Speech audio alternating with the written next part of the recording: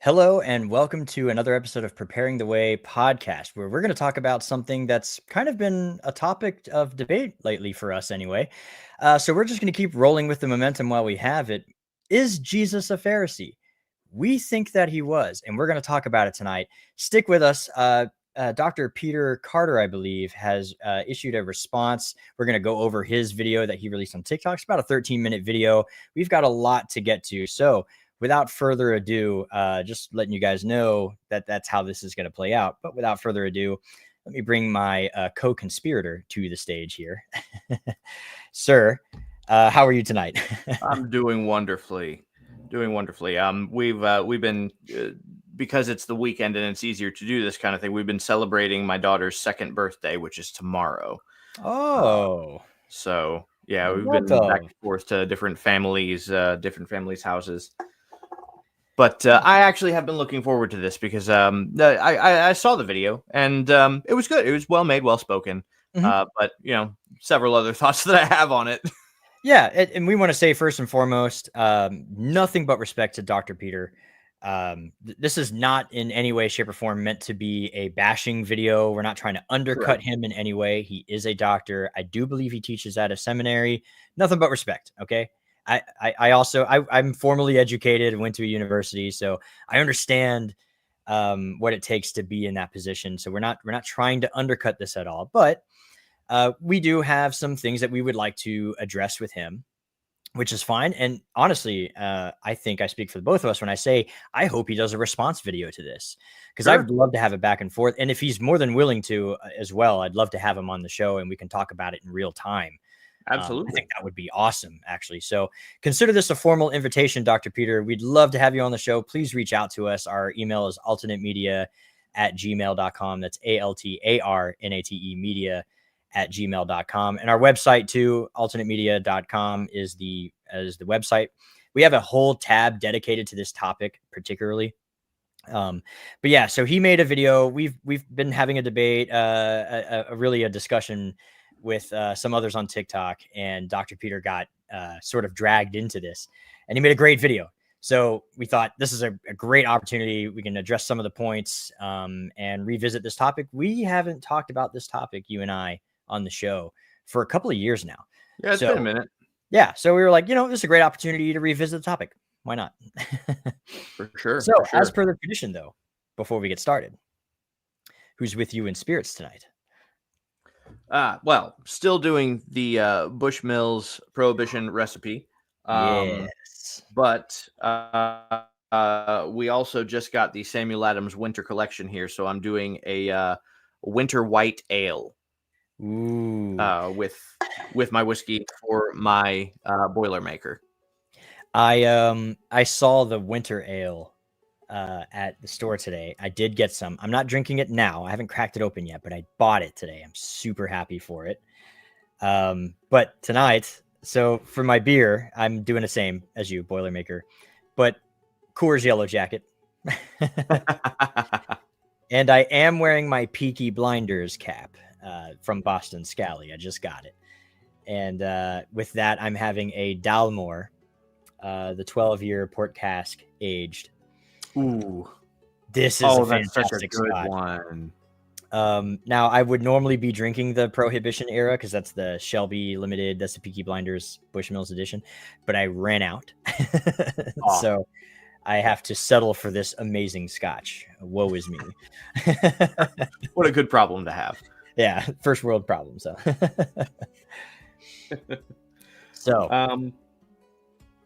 I mean, I guess we're at the point where we can just get into it. Do you want to give like a preface of? Yeah. So, yeah, a little bit of background before we totally jump into this, I guess. I'm also going to do this. I don't like that we're in reverse order. Yeah, there we go. Yeah, that looks better. But here at Alternate Media, we believe, and we're gonna cover this in greater detail here in a little bit, but we believe that there is a strong reason to believe that Yeshua, or Jesus in his, I guess, Christian name, is a Pharisee. And we have, we've we've talked about this between you and I and debated this subject for many, many years, even before we started Alternate Media. But we have reason to believe that, with all of the textual evidence and everything considered, that Jesus was very likely a haver or a peer to the Pharisees in some way. And so we teach that. And in an effort to bridge the gap between Christianity and Judaism, by teaching a Pharisaic Yeshua, we hope, to educate Christians on what Phariseeism really is. A lot of Christians, their only exposure to Phariseeism is in the Gospels. And that very narrow view is not a very good view of Phariseeism at all. But for many Christians, by and large, and throughout all of history, that's the only view of Phariseeism they get. But taking everything into its account, historical context, Pharisee context even, we think that Jesus was basically a fellow Pharisee, and his other Pharisees were interlocutors in this debate that they were having between each other, which is very typical of Phariseeism. And that he was not trying to create a new religion. This is, again, this is a Christian point. He wasn't trying to create a new religion, and we believe that too. We think that he was trying to reform the religion that he identified with, or at least we believe that he identified with, and that was Phariseeism. We're going to go over a lot of that tonight. And we've been in, again, debates on TikTok with people who disagree with us vehemently. That's fine. Totally fine to disagree with us there. And that's what leads us to this video of Dr. Peter. One of the people we've been debating with kind of pulled him into this to get his opinion on it.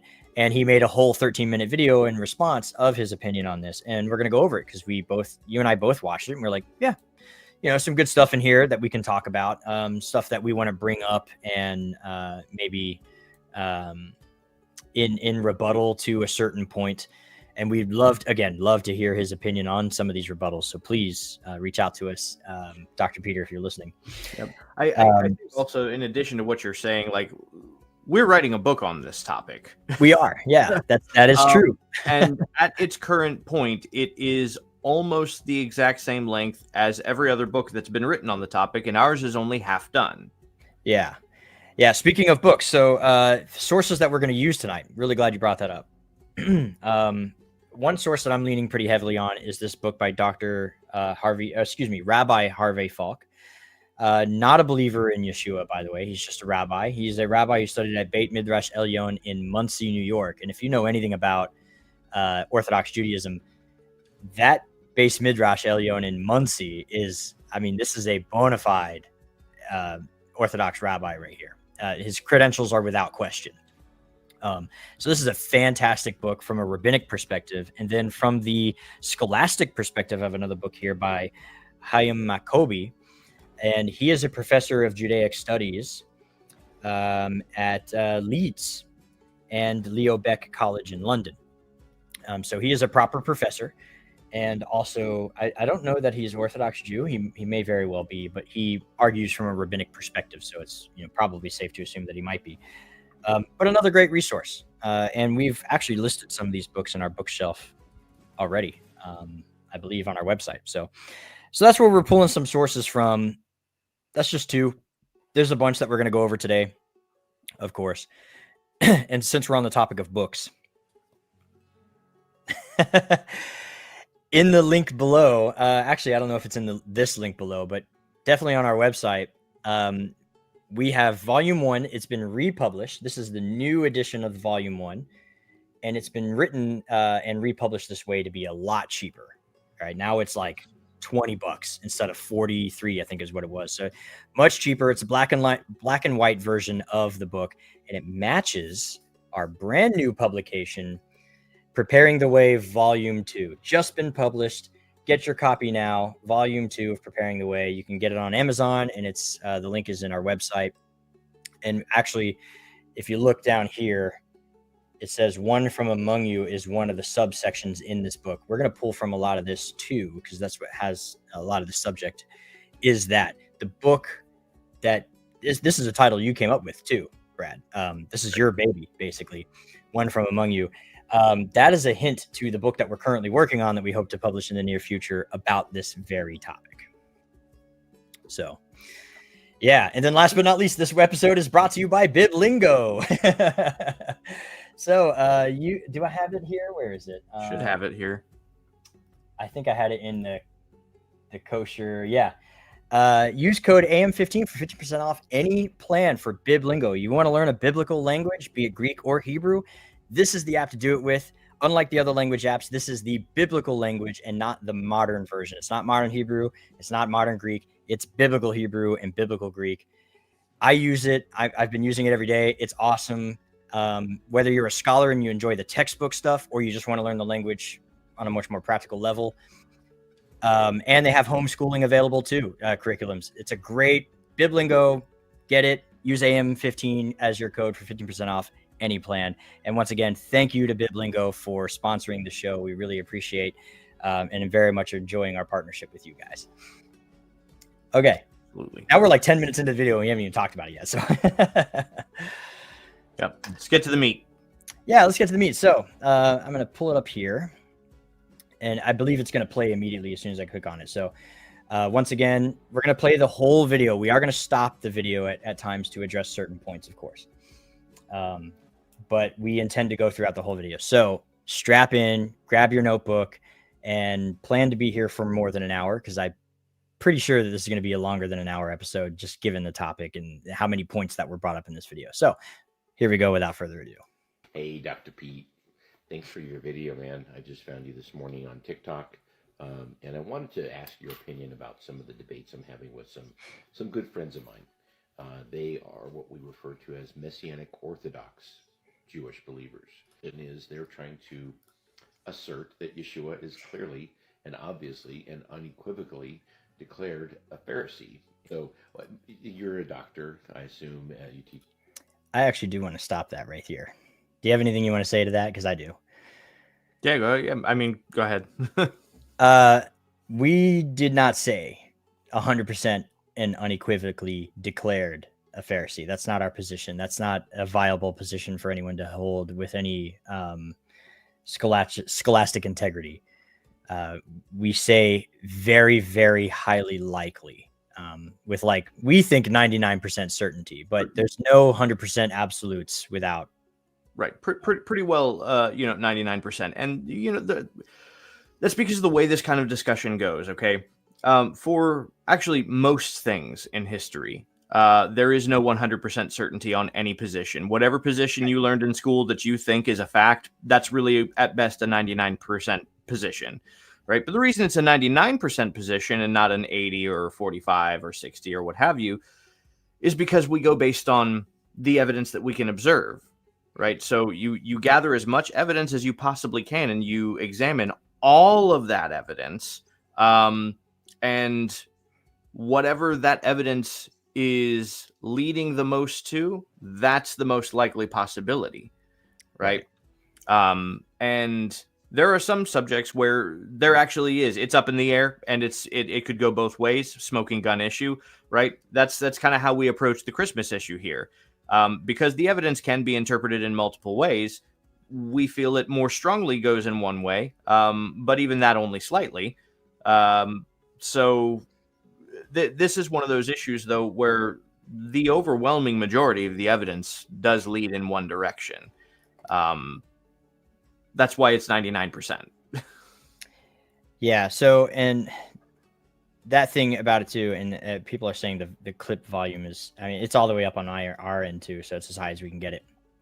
But the reason I wanted to stop and bring this up though is because he's asking this question to Dr. Peter, and no offense to Digital Pastor Jim here, but this is a slight misrepresentation of our position. Yes, we believe that he's a Pharisee, but we don't say unequivocally, and he uses the word declared a Pharisee. We also don't use that phraseology either, because he's not declared a Pharisee at any point.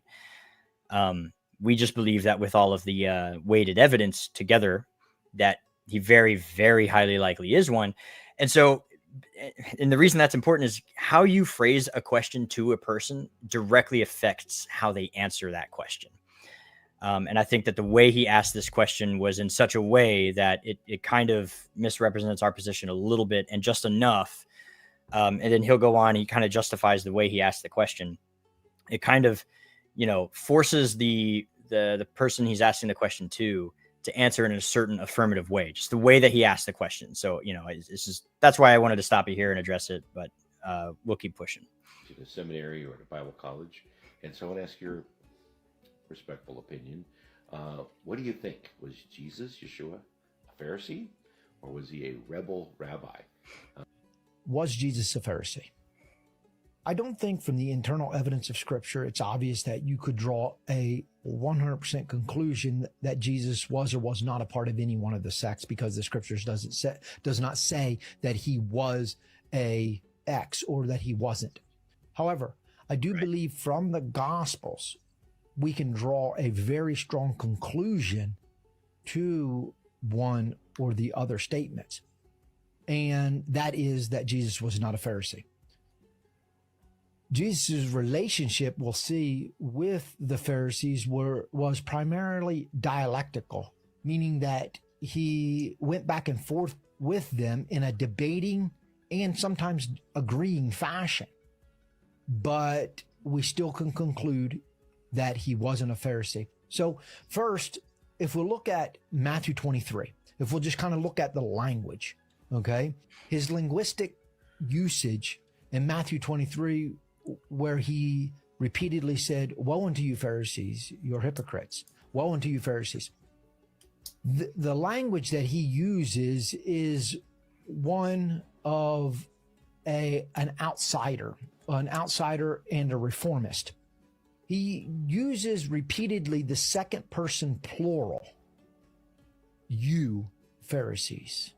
Okay, so the woe is reformist.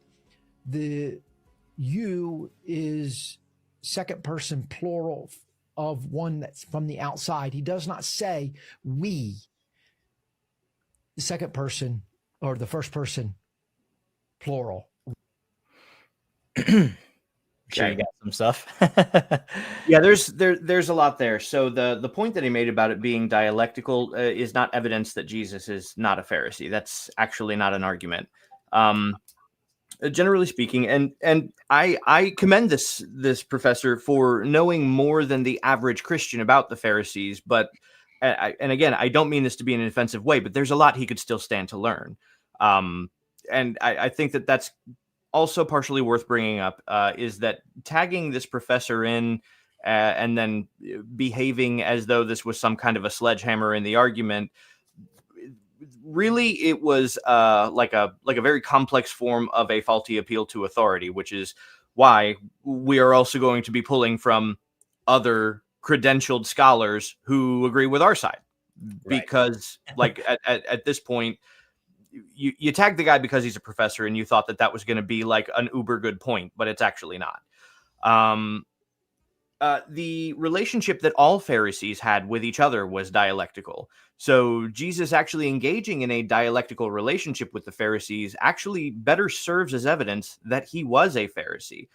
Because, as we can read throughout the Talmud, Pharisees actually didn't have a dialectical relationship with anybody else. They didn't care what anybody else had to say, right? They didn't care what Sadducees had to say. We will never read about them carrying on and engaging in intellectual debate with Sadducees because they didn't care, right? The only people that they actually engaged in dialectical debate with were other Pharisees. Typically speaking, there are a few occasions where they may, on ones or twosies, address with other sectarian groups, but by and large, all of their disagreements are amongst each other. Right. And this is very typical. This is Phariseeism, right? Phariseeism is to debate one another. So we think like this stands to reason as being like a sort of positive proof, actually, because Jesus spends 90% of his engagements with Pharisees. He has very little to say to Sadducees, except in one or two occasions where he's sort of backed into a corner and forced to make a reply. But typically he doesn't give them the time of day. And even in the few occasions where the Sadducees sort of back him into a corner, it's because the Pharisees do it too. The Pharisees sort of, like the Sadducees ask a question. The Pharisees are like, actually, that's a good question. Yeah, we asked the same question. What's your answer to that? And then he sort of like feels like he has to give an answer. It seems anyway from the Gospels, but This is, again, Dr. Peter, no disrespect at all, but he uses the phrase, he's coming from an outsider, rather as an outsider and a reformist. And you can't have both. A reformist specifically operates within something to reform it.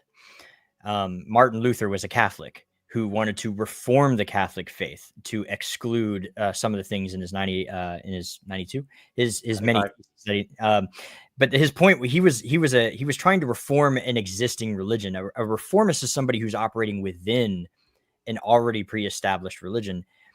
You can't be an outsider and a reformist at the same time. Right.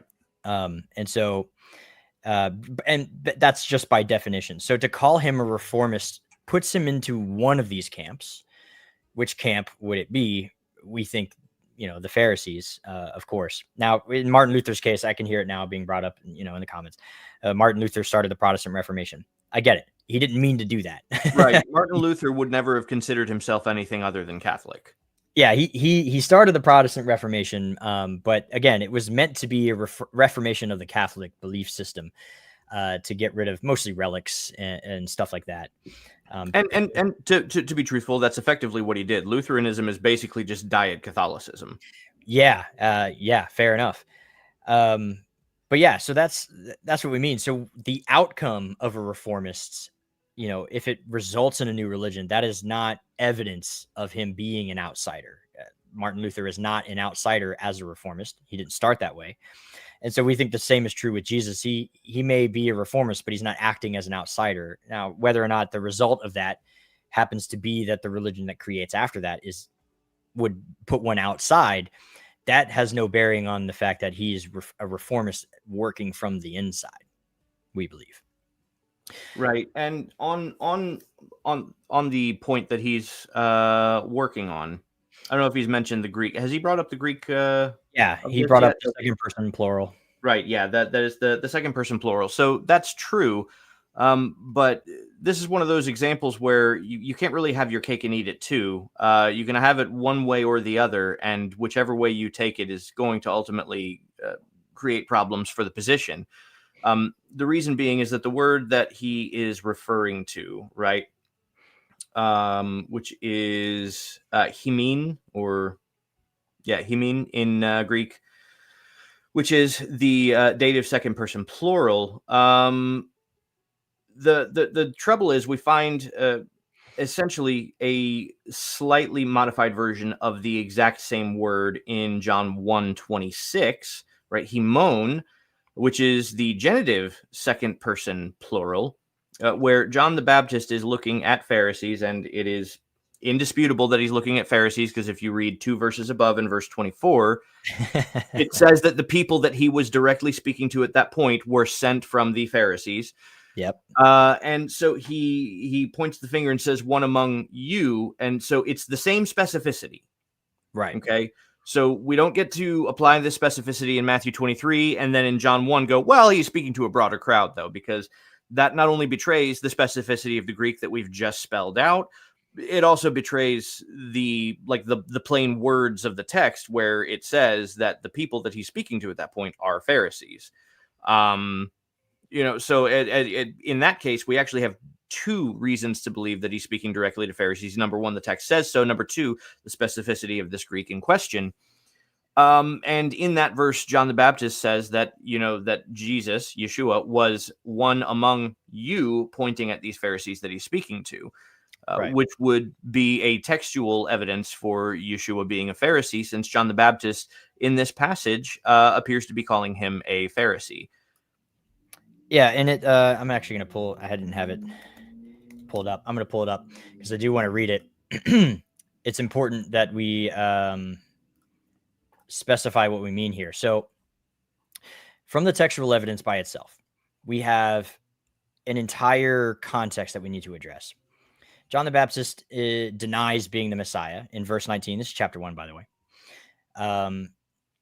And it says, now this was John's testimony when the Jewish leaders in Jerusalem sent priests and Levites to ask him who he was. John John's gospel uniquely does not mention Sadducees ever. In fact, it appears that John's gospel, whoever wrote the gospel, is not aware of the existence of Sadducees. And this makes sense. John's gospel is written super, super late, between 90 something and 100 something. And by that time, the temple had been destroyed and the Sadducees had ceased to exist. So this is one of the evidences that many biblical scholars and New Testament historians have pointed out, that this is likely not a direct eyewitness account in John's gospel. It very well might be the second account of somebody who learned it from an eyewitness. So in this case, John likely taught this to his school of disciples, and his disciples wrote down this gospel. So it's secondhand. And this is one of the evidences for it. They don't seem to be aware of what a Sadducee is. So they instead just put Jews, which is very often the case in this particular gospel. It also fails to sometimes draw a distinction between Sadducees and Pharisees because of this this apparent lack of knowledge. So, but we get here priests and Levites. These are Pharisees, or excuse me, these are Sadducees. The ruling class, many of the priests and the leaders specifically were all Sadducees appointed by Rome. They were all Roman puppets in order to maintain control in their eastern edge of their empire. And so it goes on, verse 20, he did not fail to confess, but confessed freely, I am not the Messiah. Who are you then? Are you Elijah? He says, no. Are you the prophet? No. There's a whole discussion to be had about the difference between Elijah and the prophet. And then finally, he has this whole spiel. I'm the voice of one calling in the wilderness, from Isaiah. And then verse 24, now the Pharisees who had been sent questioned him, why then do you baptize if you are not the Messiah, nor Elijah, nor the prophet? Verse 26, I baptize with water, John replied, but among you stands one you do not know. This is important because the Pharisees are the ones specifically asking this question. And so he's addressing this question specifically, and it's the Pharisees who asked it. It does not say the Jewish leaders asked it, the Levites, the priests asked it, and it doesn't indicate in the text that he's speaking to a broader audience. In fact, in both occasions, it never once says he's speaking to a broader audience. The first set of questions is specifically to the Sadducees, it appears. And then the second question, or the second half of this, which is the second question more or less, is to the Pharisees. So he's addressing two different crowds, and very particularly, John wrote this gospel specifically.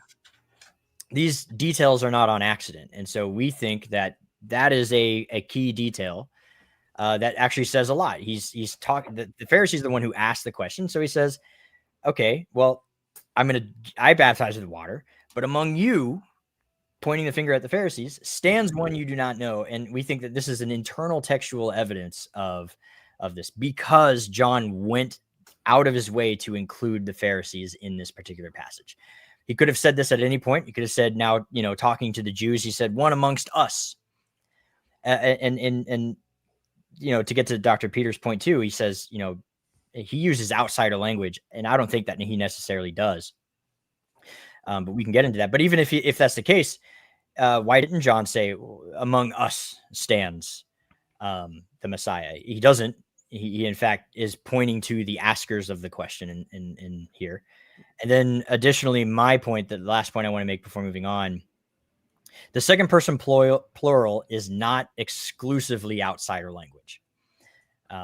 Pastors can talk about pastors in the second person plural, and they would not be considered outsiders. So if we were to change the context here and just say, woe to the pastors who take money from these innocent people and embezzle it for their own gain and buy, jumbo jets and everything. And if a pastor said this, he's using exclusionary language because he's not including himself in that language, but that doesn't exclude him from the group of which he addresses. And I would argue that because Jesus is in fact the Messiah here, he would not use an inclusive plural because, well, he's the Messiah. He's not a hypocrite. He does not count himself among the hypocrites of the Pharisee class. And so it wouldn't make sense for him to say we are hypocrites. That would make Jesus a sinner, and that would be problematic. So to say you, woe to you, it totally fits within the confines of still being a Pharisee, but excluding himself from the accusation. of which he's leveraging against his own group. I think we can find examples from the Talmud of, since he is familiar with Beit Shammai and Beit Hillel, of those two schools referring to each other using the exact same language. Yeah, they do that all the time. In fact, I think do you have that citation ready where they Oh yeah. So Pharisees? here's the thing again, because when we're talking about this kind of language and pointing the finger at Pharisees and using the word Pharisees very broadly, this is something Pharisees do, right? This citation can be found in a number of sources, but the primary one that gets cited is Avot Derabi Natan 37:4, right, where it mentions that there are 7 types of Pharisees: the Shechemite Pharisee, the Nachphite Pharisee, the Mixoite Pharisee, the Machabite Pharisee, the Pharisee for the sake of a profession, the Pharisee who was obliged by marriage, the Pharisee driven by lust, the Pharisee driven by fear, the false Pharisees mentioned by their locales are meant to indicate a specific type of false piety. Mm-hmm. Okay, and this is being written by Pharisees. Yeah, this is Pharisees calling out Pharisees, basically saying, "Woe to you, these 7 types of Pharisees." Right. So internally, again, just from a Jewish perspective, and Rabbi Harvey Falk in his book argues this particular position. He basically says, listen, if you're a rabbi and you read this for the first time, you go, this sounds like us talking to each other, Obligatory Spider-Man point of view. That's like, it. Yeah. So, but yeah, this is Pharisees constantly argue internally with each other. That's part of their worship. That's how they keep each other sharp. So to address Pharisees as Pharisees and do so in such a way that's kind of that sounds damning is a quintessential Pharisee thing to do. I have a great modern day example of this. Go ahead. Because first of all, there are however many kinds of Baptists, and they all argue with each other. But I have sat in an innumerable amount of Baptist sermons being taught by Baptist pastors, where Baptist pastors directly refer to Baptists and how what they disagree with Baptists about, themselves being Baptists. Yeah. I mean, this is, and that's just an anecdotal example, but we know that this is the Pharisee thing to do. Anybody who's spent a lengthy time in a Baptist church has heard such a sermon before, I promise, at least once. Yeah, and likewise, from a Jewish perspective, anyone who spent any minute in a yeshiva knows that this is what yeshiva students do. This is just Phariseeism, sort of 101. So I don't think that saying that. I don't think just from the external evidence too, from the from Talmudic evidence, from what we do know about Pharisees, to call out Pharisees generally is not evidence of excluding yourself as a Pharisee. Right. The entire Talmud is written exclusively from Pharisees to Pharisees, criticizing one another and debating and going back and forth. You're wrong because this, I'm right because that. And so on. That is the entire premise of Talmudic discourse. So very much this, from a Jewish perspective, this passage reads, Matthew 23, this passage reads like it was pulled right out of the Talmud. Another lifelong Baptist. Yeah. So again, sorry, this one's going to be a long one. Sorry, not sorry. This is ultimately, to put a cap in this part of the video, this is not evidence that he's not a Pharisee. Actually, in a large part, can work very well as evidence that he actually was a Pharisee. It sort of points in our direction more than it points away from our direction. We're not saying that this is emphatical evidence that he is a Pharisee, but we are saying that this is not a good argument to say that he wasn't. And it's because we would use this as evidence that he is, that he is. Right. And so we're using the same exact evidence, but we're saying this works more in our favor. And that's because this is what Pharisees do. as I'm actually sure is pointed out in both of the books that you referenced earlier, especially the one from Rabbi Harvey Falk, who is a rabbi coming at this from the Jewish side of the aisle, having taken an objective rabbinic Jewish look at the Gospels. That's the organic conclusion that he came to. He doesn't read that and conclude, well, he must not be a Pharisee because he's arguing with Pharisees. Actually, the opposite is the conclusion that he came to. So it's actually almost a hostile witness. It's somebody coming from the Pharisaic culture, reading this and going, oh, well, he must have been a Pharisee then if he was arguing with them. And again, Rabbi Harvey Falk is not a believer. And here in his book, page 9, in his introduction, in fact, I have highlighted here, this book does not seek to change any basic Christian belief or dogma. To the contrary, and he uses Rabbi Emden's thesis. We're familiar with him, but moving on. This book only seeks to demonstrate that the apparently anti-Jewish passages contained in the New Testament were directed against the Shemite school and not the Judaism of today, which follows Beis Hillel. So his whole premise of the book is basically to say the Pharisees that he's specifically addressing is the school of Shammai, and he uses the length of this book to prove it. It's very, very well done book, in fact. But yeah, so in part of that, he uses that as a means of saying, listen, you know, whether you agree he's a Pharisee or not, the Pharisees he addressed were the Shammai Pharisees 100% of the time, except in, well, 99.9% of the time. Because there's one instance where he seems to actually agree with Shammai. But yeah, so I think we should probably push. We got we a lot to cover. We use the second person, plural, you.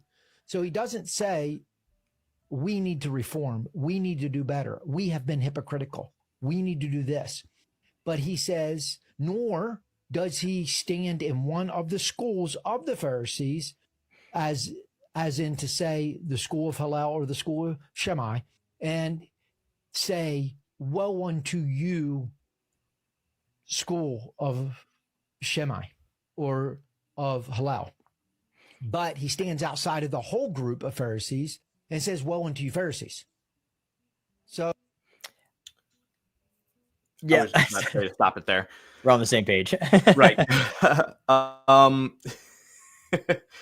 He wouldn't need to self-identify in these parts, right? In this discussion, he wouldn't need to self-identify with one particular school or the other for multiple reasons here, actually. The main one being that the school of Hillel had fallen out of favor and out of popularity in Israeli society at this time. Okay, so when he is speaking to Pharisees, there would have been a majority opinion, and not just a small majority opinion, because the school of Hillel actually had been persecuted out of popularity. It's not that they just organically fell out of popularity. They were persecuted out of popularity oppressively by the school of Shammai. So it's actually rather logical that if he is giving woes to Pharisees, it's not directed at both schools. And I think that that's the mistake he's making here, is he's assuming that these woes are equally applicable to both schools. And when you look at each woe individually, like when you examine each woe individually, they're not applicable to both schools. Right. And he wouldn't have to specify woe to you, school of Shammai. I don't think that was implicit in I don't think that was a common use in the language at the time, because the two schools, the idea like that language, the school of Shammai, school of Hillel, would come later when the history would be recorded in Talmudic literature. They would then refer to these two schools of thought as schools of thought. But while the two schools existed, they did not refer to themselves internally as these schools. Right. That would come after the destruction of the temple, and that's how the Talmudic literature would help to differentiate between the two opinions by referring to each school. But in its day, they didn't do it that way. So I think it would be anachronistic to say that Jesus should have used a phrase like school of Shammai. Because that phrase probably didn't exist at the time. But he also wouldn't have to. The school of Shammai is the majority, the overwhelming majority ruling Pharisee class at the time. So that level of specificity is unwarranted and unnecessary in a way. It's a bit like if I say today something about the president, and if I were to just make a blanket statement, the president this, the president that, as long as you know what time period in which I said which president, there's no reason for me to specify which president I'm talking about. You would just know it's implicit in the context of when I said the phrase, the president this, the president that. And so this is the same thing that's going on here with the Pharisees. The scribes and the Pharisees sit in the seat of Moses. Woe unto you because this and that. It's implicit in the language. We know that he lived during a time when the Shammai house ruled in the majority opinion by force. And so there's no need to make that specificity. But to your point too, yeah, to blanket and say and to include Hillel in this doesn't make sense. When you read the woes, Hillel would not be included in this. Right. And the other thing that's worth pointing out that is this happens to be the case the overwhelming majority of the time that Matthew 23 is discussed, and he's going to get into it here in a bit. And I think it's actually understated the emphasis and the weight of the point that I'm going to bring up is that the woes are actually never doctrinal. He's never issuing a woe to Pharisaic teaching. Okay, that's never something that happens, and that gets missed because the quote is always left unfinished. Everybody says, "Well, Jesus said, 'Woe to you, scribes and Pharisees,' and then they stop there." Yeah. That's not the whole saying. That is not the whole saying.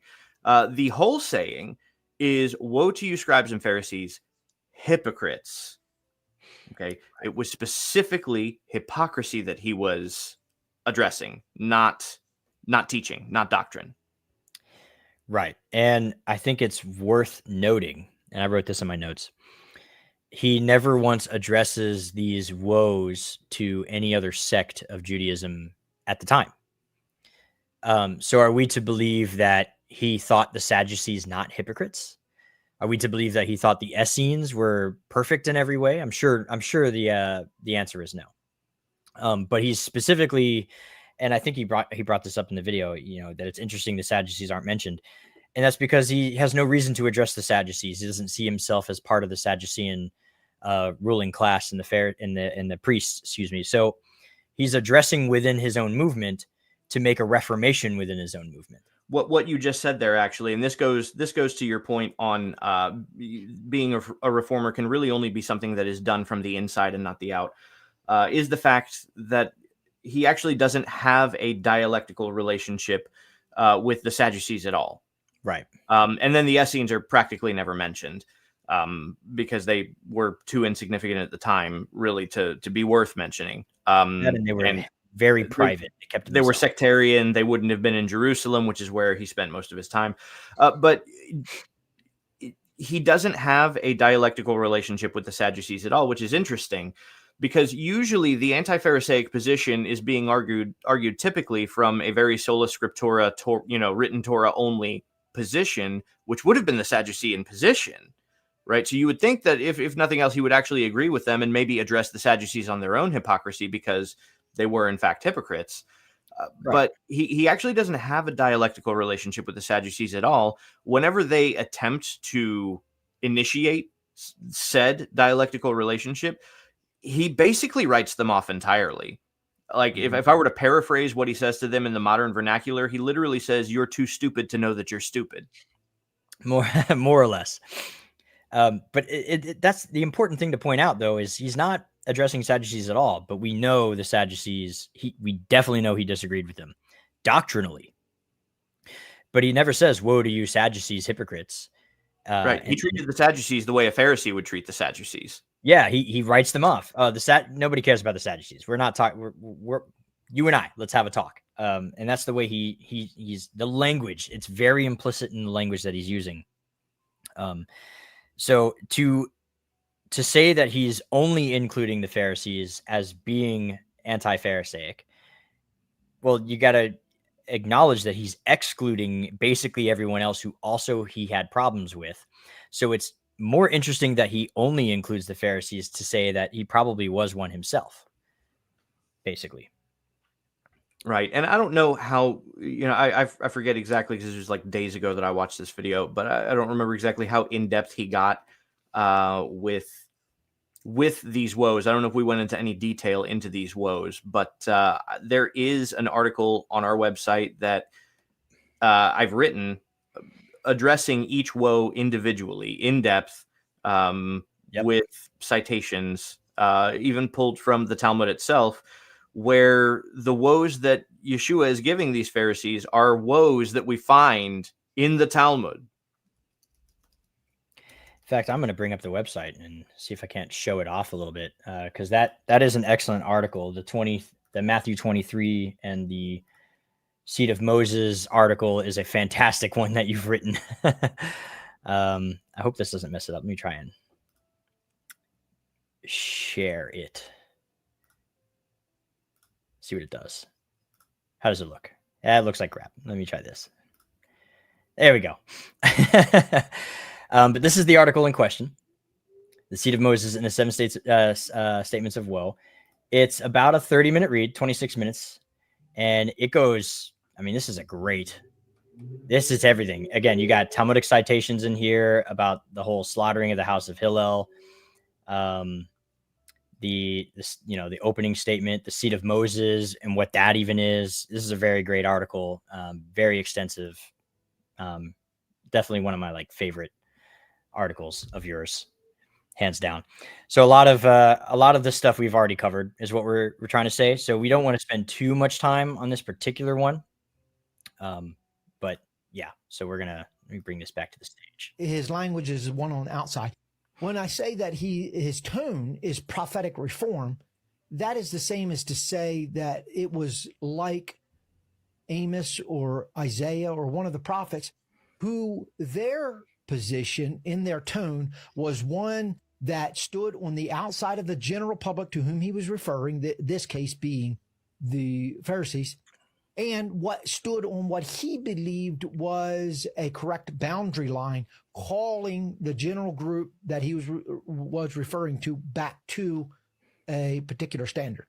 So like Isaiah, Jeremiah, or any one of the prophets who had come and was calling Israel to reform. So it was... just very quickly pause it there, because he said something there that I think is very important to note. Especially, I would recommend reading this article on Matthew 23, because he says that he's calling this group back to a particular standard. Okay, well, you can look at all of the statements of Yeshua throughout Matthew 23. The standard that he's calling back to is the standard of Pharisees, right? And I prove that in the article with citations. His problem with the Pharisees is not their doctrines. In fact, the problem is that they don't follow their own doctrine. Hypocrisy is the problem that and then to address this point with the prophets, though, he's saying that it's very similar. And I agree that Yeshua is talking as a prophet in this way, but the prophets would not have excluded themselves as a child of Israel because they're a prophet. So even though they specifically always speak, you children of Israel, turn from your ways, leave Babylon. They speak in the second person plural, and they don't include themselves in this. They never say we, because as a prophet, they see that, they are the ones giving it the message. And we see Yeshua doing the same here. And so he would technically be included in the same group that he's addressing based on the way that the prophets speak. We'd say that this is the similar kind of language. And then just additionally, from a much more historical point of view, it's anachronistic to apply this logic from the prophets to the vernacular of the New Testament in its day, because during the days of the prophets, this sectarianism didn't exist. So an example of what I'm talking about, just to give a quick example, in Matthew 23, specifically in verses 16 through 22, is where he's rebuking them for their stance on swearing oaths, right? Specifically, the contest here is that he's accusing them of saying that if you swear an oath by the temple, you're not bound by that oath. But if you swear an oath by the gold in the temple, then you're bound by that oath. And he disagrees with this, right? He's saying that because the gold is only special because it's in the temple, it is being sanctified by the temple. So the gold is actually not that special. It's not something that would actually that would warrant a binding vow. But to swear an oath on the temple, because the temple is what sanctifies, that constitutes a binding vow. There's two things to note here. First of all, Yeshua is not actually taking a stance against swearing oaths by anything, right? Which is that's generally a position that the anti-Pharisaic would actually take, is that it's just wrong to swear those kind of oaths regardless. Yeshua is not saying that. Yeshua is actually defending the position that your oath that you swore by the temple is the binding oath. And this is the exact position that we find in the Mishnah, specifically Mishnah Torah on vows 122, where it spells out exactly how important your vows that you swear on the temple are. There's a lot that we can talk about vows with Yeshua specifically. In fact, his position on vows is one of my favorite arguments in favor of his position as a Pharisee. We're not going to talk about it on this episode necessarily because Dr. Peter doesn't bring it up, but and I've done a few videos on this before. Check out my TikTok page for the latest couple. But his stance on vows is perfectly in line with Phariseeism. And in fact, he seems to argue from a position where the Pharisees' particular ruling on vows, he seems to refer to that as the commandment of God. And furthermore, the Jerusalem Talmud actually agrees with his position on the gold in the temple. Right? So this is one where I have multiple citations that together, taken together, would create Yeshua's position here. So Jerusalem Talmud Shavuot 661, right, specifies that there are certain things that you don't swear on: slaves, documents, real estate, and gifts to the temple, aka gold. Right. Okay. I guess let's keep pushing. I keep hitting my microphone. I need to raise it up. His tone was not one of internal sectarian debate, but of an outside. No, his tone is specifically that of internal sectarian debate. But I think we've made that point by now. Right. And look, to just to kind of, we're not trying to pick on him here. The statement that he just made is obviously not a statement of fact. It's something that he has derived from his own opinion based on his Christian bias against the Pharisees, right? Which is something that I would agree is organic. If you come from that background and you're reading Matthew 23, you would organically come to that conclusion, because at that point you're not really reading it objectively. And the kind of citations like the ones that I just brought up are likely citations he's actually not familiar with, right? In other words, he doesn't actually know enough about what the Pharisees believe to make that statement with the amount of confidence that he is currently making it. Yeah. Again, not picking on him, but it's we've had discussions before with professors where this is some of the first time they've heard stuff like this. Theological doctorate degrees are specific to denominations these days. Again, I'm not discrediting him as a scholar, as a doctor at all. But of course, he has his doctorate degree from a seminary of a particular denomination. And so his exposure to some of these things will be likely limited to that denomination. It just is what it is. But we'll keep pushing. Again, Jesus' teachings, by and large, go against on the major doctrines of the Pharisees, go against the teachings of the Pharisees. First, the number one doctrine was the Sabbath. Jesus stands in a contrast to their doctrine of the Sabbath and says to them that the Sabbath was made for man, not man for the Sabbath. Again, the second greatest doctrine amongst the Pharisees were the purity laws. Before we let him go into purity laws, let's talk about the Sabbath thing, actually. You got anything? Well, so to address really quick, because he did make a rather bold statement, right? That the primary beef that he had with Yeshua, I'm paraphrasing here, that the primary beef between Yeshua and the Pharisees was doctrinal. that is not the case, Right. and that's not something that can be substantiated from Scripture. The best attempt at it is Matthew 23, and again, I would highly recommend everybody to go and read the article. I pretty emphatically prove that the beef that he's got with them is actually not doctrinal. It is entirely practical. Right.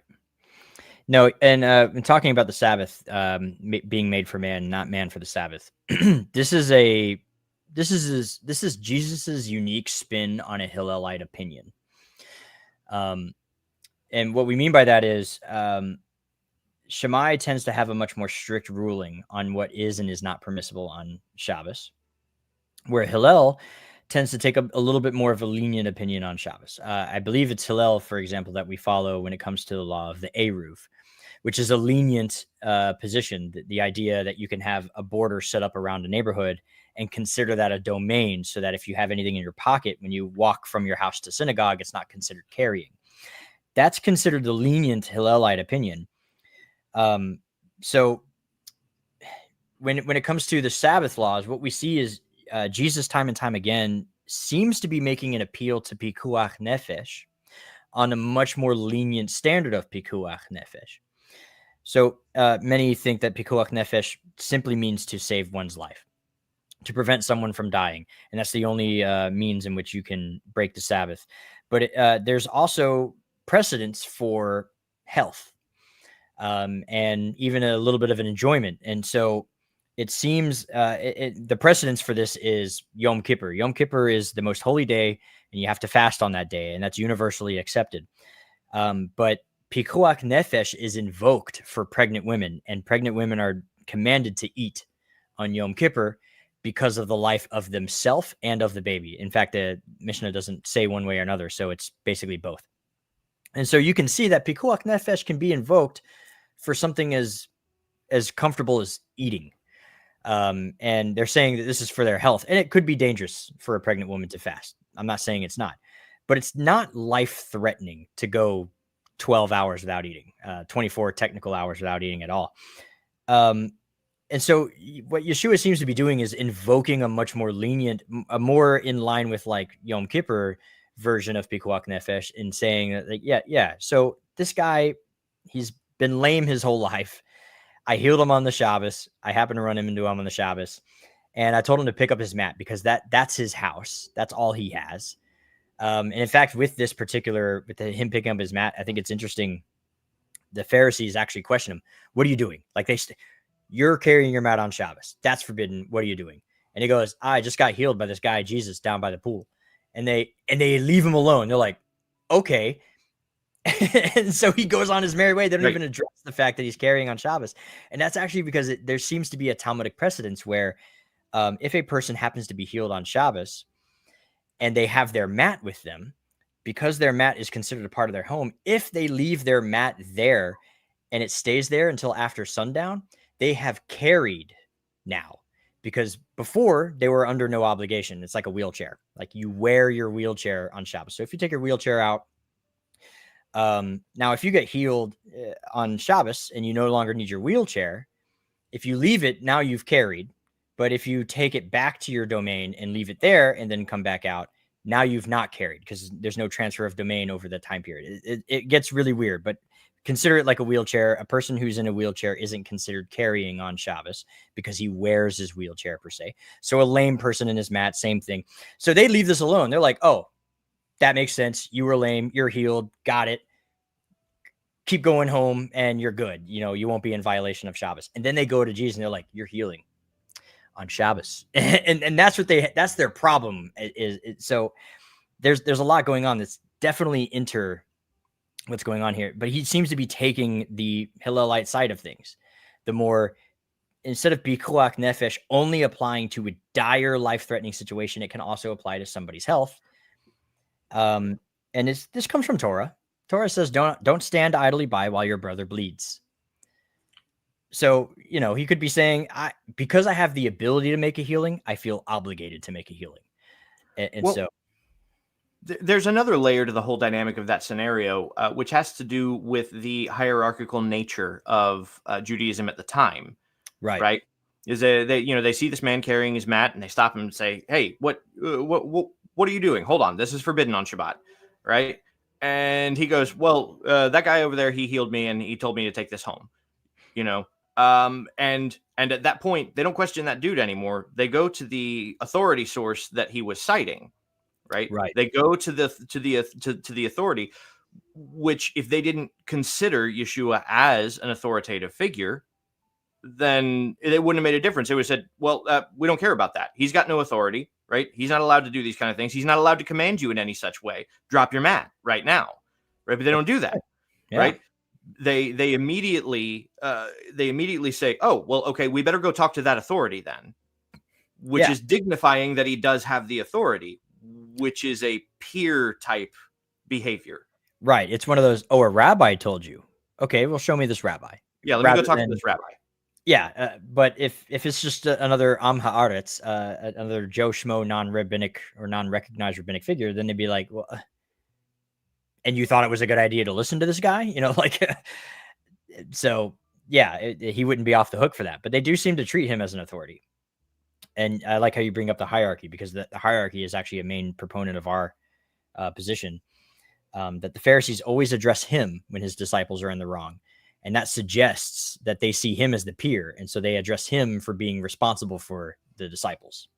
Well, and you've also brought up an interesting point before on the Pikuach Nefesh aspect of, particularly another example where he's accused of somehow holding a different position on the Sabbath from the Pharisees, which is when his disciples are plucking grains of corn, right, on the Sabbath, or grains of wheat, really would be what it was, and eating them, okay? And this has to do with fasting, which is interesting because you brought up fasting. So explain that to us a little more, and why that's relevant. So it is forbidden on Shabbos to fast, but it's not worded in the negative sense. The way I just worded it was in a negative command: do not fast. It doesn't say it that way. It's you shall enjoy the Shabbos day, and so.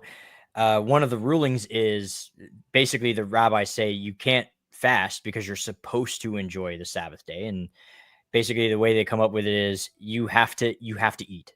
You can't just be fasting. You have to eat something. You have to enjoy it. And so even if you have to, like, say your regular routine is to do like intermittent fasting, where you don't eat breakfast and you don't you wait to eat until in the afternoon at like lunchtime.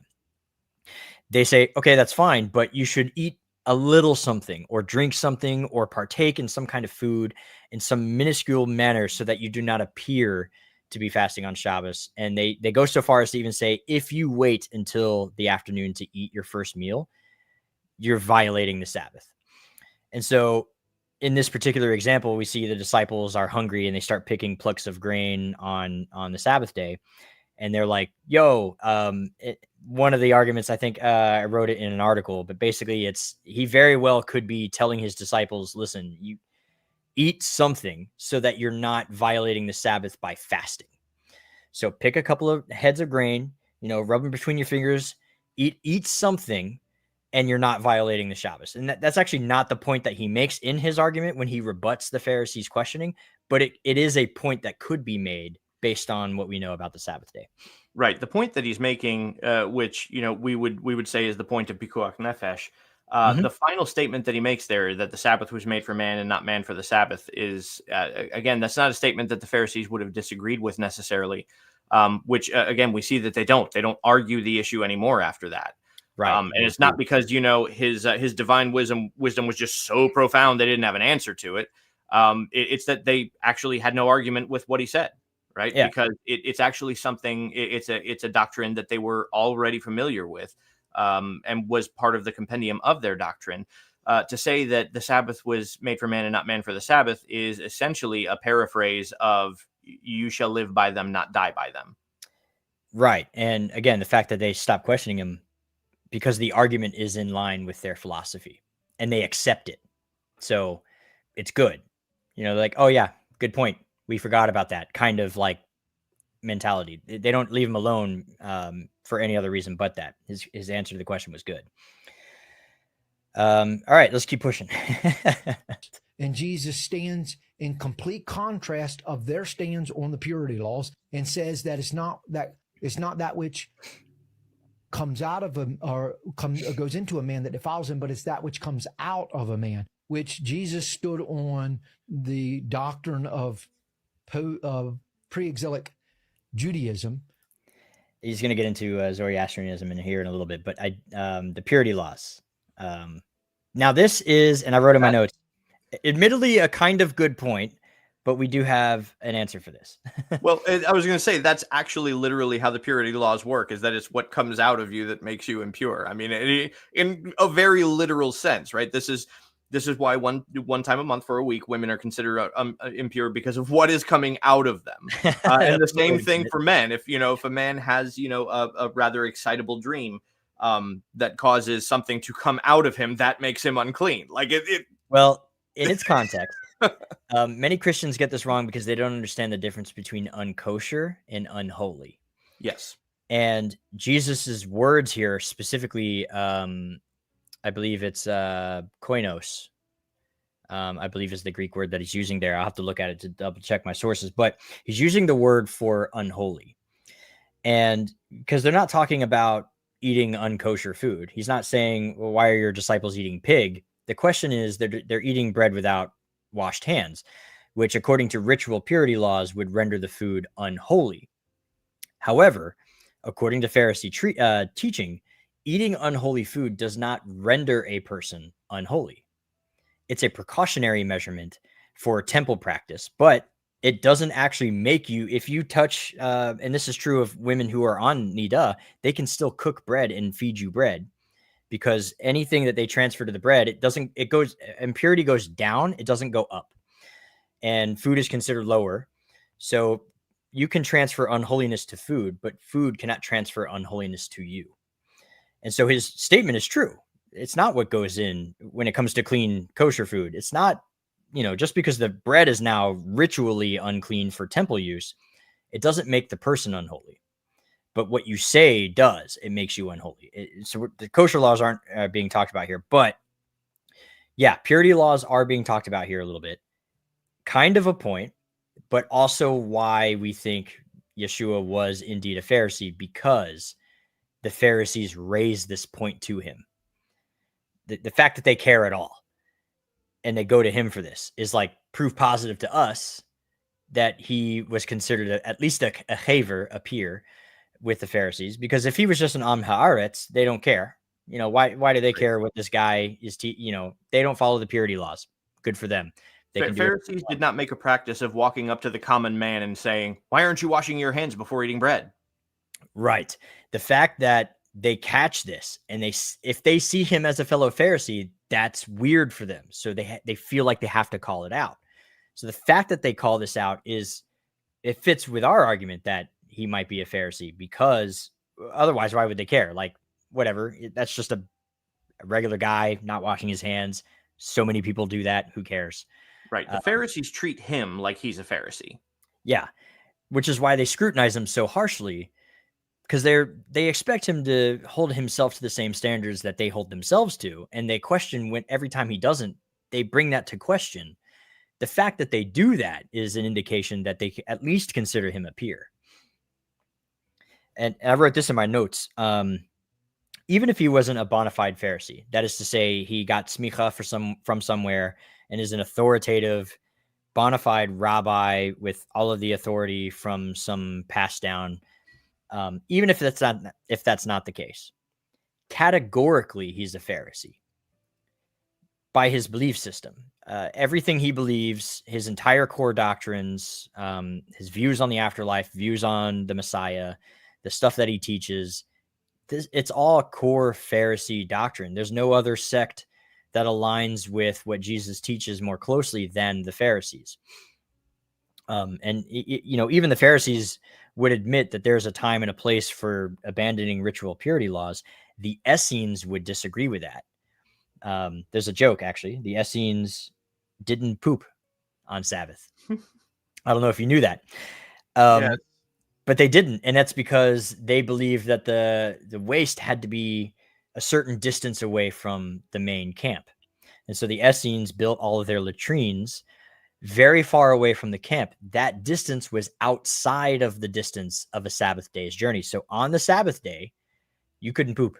Because you weren't allowed to go far enough to get to the toilet to poop anyway. So it's kind of like a funny joke, but that's the way the Essenes felt. They were highly exclusive and very, very obsessed with the purity laws to a radical extent. And we do see that Pharisees are more willing to abandon purity laws in certain contexts, like Hillel himself would sometimes do. And that's the characteristic we see in Jesus anyway. Shall we keep going? Yep. And the Pharisees had picked up a cross-pollination of the purity laws in the Persian period from the Persians, the religion of Zoroastrianism. I did a full video on that in my 8th lesson on 1 Thessalonians, entitled God's Will for Your Life. So that is a 45-minute lesson. You can find that on YouTube. I want to see that. I haven't seen it yet, but I want to see it. I'd be interested to seeing it, because like as far like I've studied both purity laws and Zoroastrianism. One can hardly begin to study Kabbalah without at least peeking into Zoroastrianism, and when you study the occult at the length that I have, then Zoroastrianism becomes extremely relevant. The purity laws the Pharisees got from the Torah, and it's based on interpretation on the Torah and the specific wording that the Torah uses. Zoroastrianism, I'm not really aware of any specific tradition of purity laws that they had, at least not that are to the extent and degree that the Pharisees had.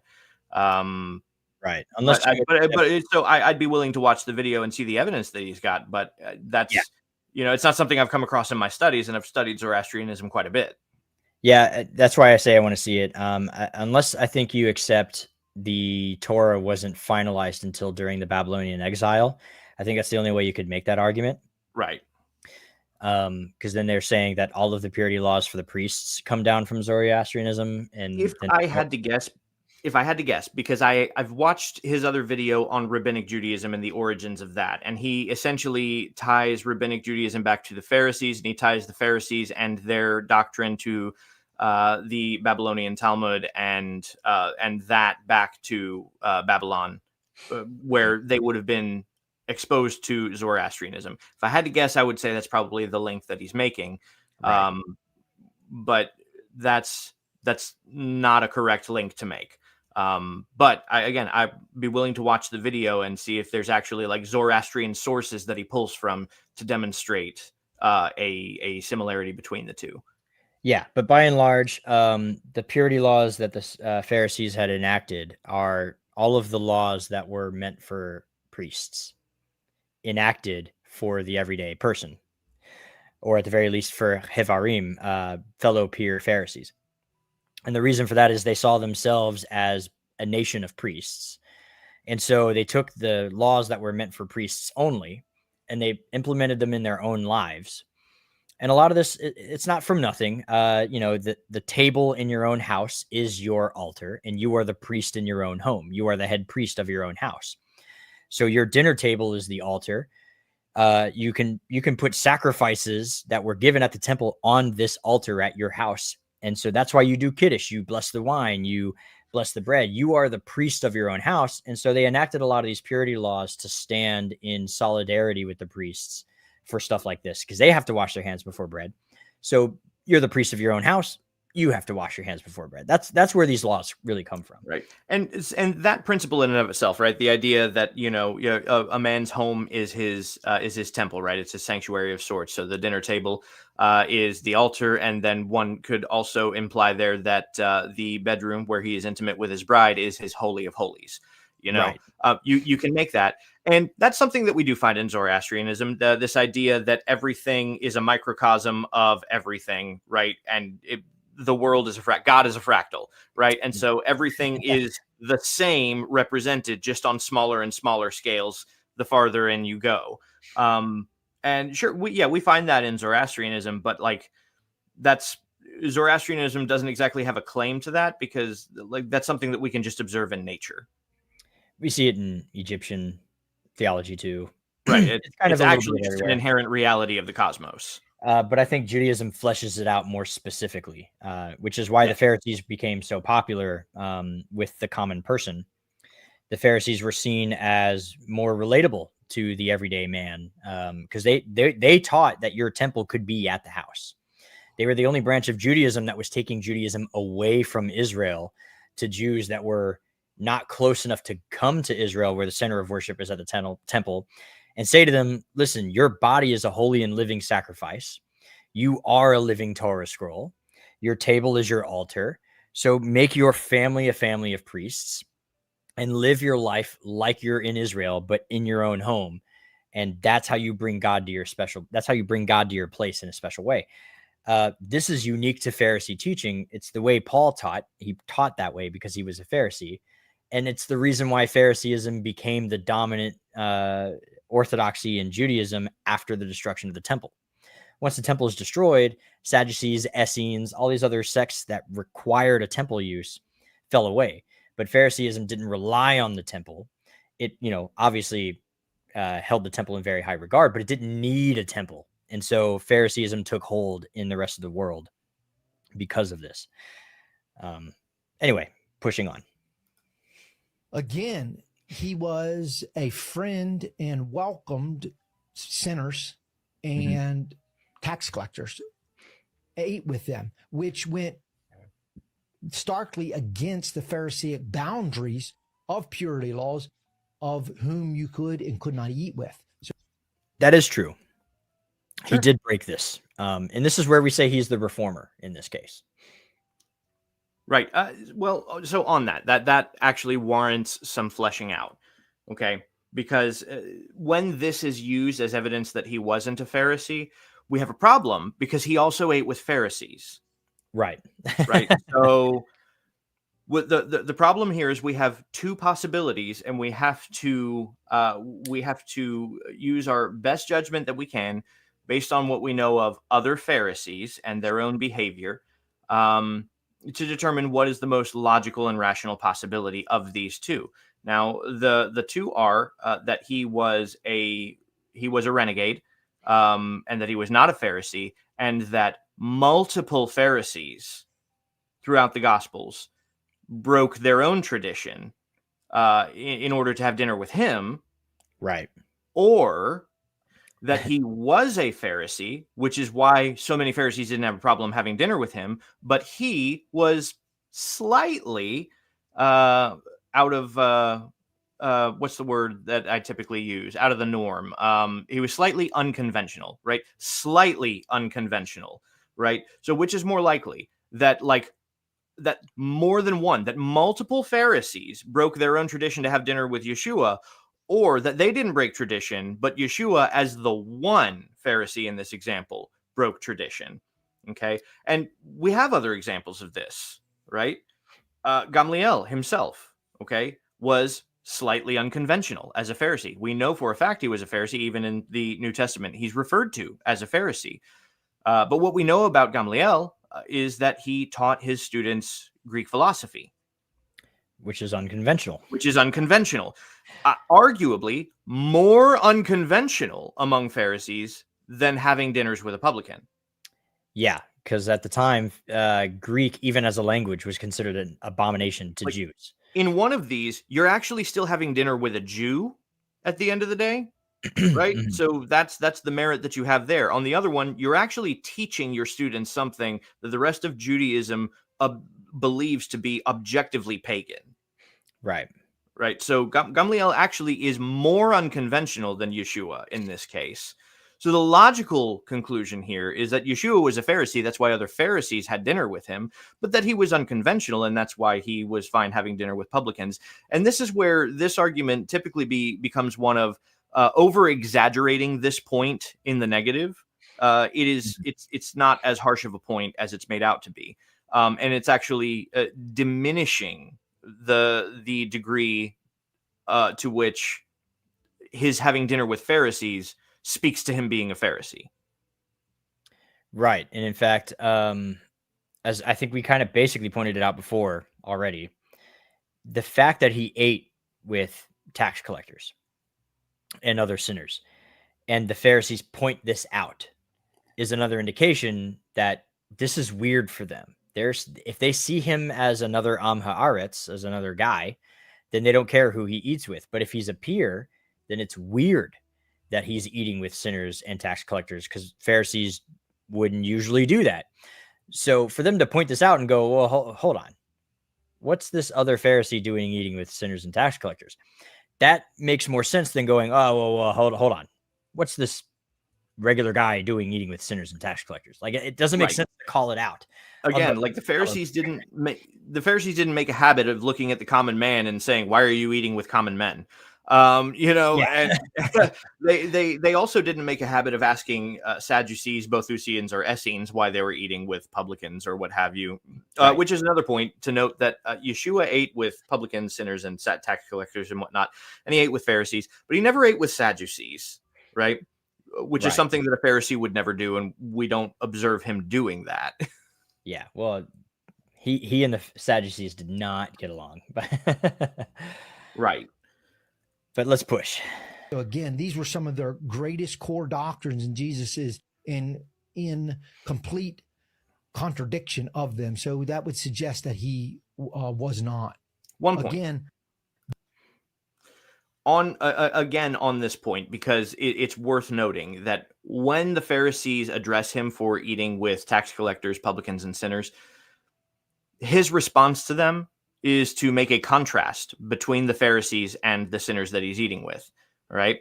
By referring to himself in terms of a physician, right? And referring to himself as a doctor, and saying that it's the sick who need the doctor, not the well. Now, in this contrast, the Pharisees are playing the part of the well, right? He is acknowledging that the Pharisees are healthy and not in need of a doctor.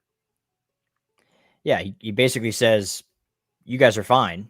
It's not you who need a savior. So that argument, by his response, is by itself an argument of him saying, yeah, you guys, you're hypocrites. All right. You're technically good. So it's a value of his priorities is what it really is. But yeah. Jesus. Oh, this is a good example. Is not pastors aren't shocked by a drunk in a bar. They're shocked by other pastors in a bar. It's a great example. Anti-Pharisaic in his language, but he's anti-hypocritical. Notice what he says. He says to show that he wasn't anti-Pharisaic, but he was anti-hypocritical. That's the end of that video. I have to pull up the next one. Okay. So. Critical. He says the Pharisees sit in Moses' seat. It's astounding to me that he never mentioned the Sadducees there. Why is that astounding? Yeah, it's the point we've been making all night. So because it is true, the Sadducees technically also sat in Moses' seat in the Sanhedrin. They did, and that actually works to our point even further, though, because the only reason that Yeshua would have for singling out the Pharisees specifically as sitting in Moses' seat, rightfully sitting in Moses' seat, because they're the ones who had the oral tradition. They're the ones who actually had the oral tradition and the actual smicha in Jesus' day, which had been passed down from Moses.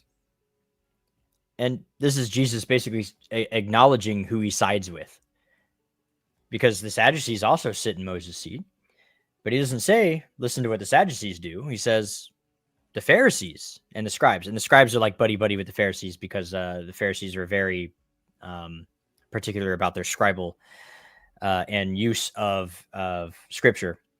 They justified everything with scripture, by the way. Contrary to popular belief, the Talmud exists because the Mishnah doesn't cite enough scripture. Fun fact.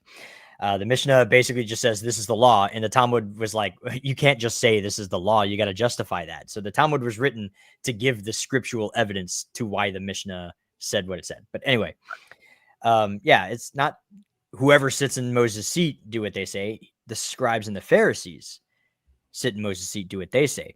This is him telling you who he's aligning with. Which is the other thing. He says, do what they say. Oral. Right. Yeah. That can't be understated here. Do what they say, Not what he says, not what Moses says. Do what they, the Pharisees, say. And you've written about this with the Shem Tov Matthew in your article. So if anyone wants to come in the comments and be like, well, the Shem Tov Matthew says,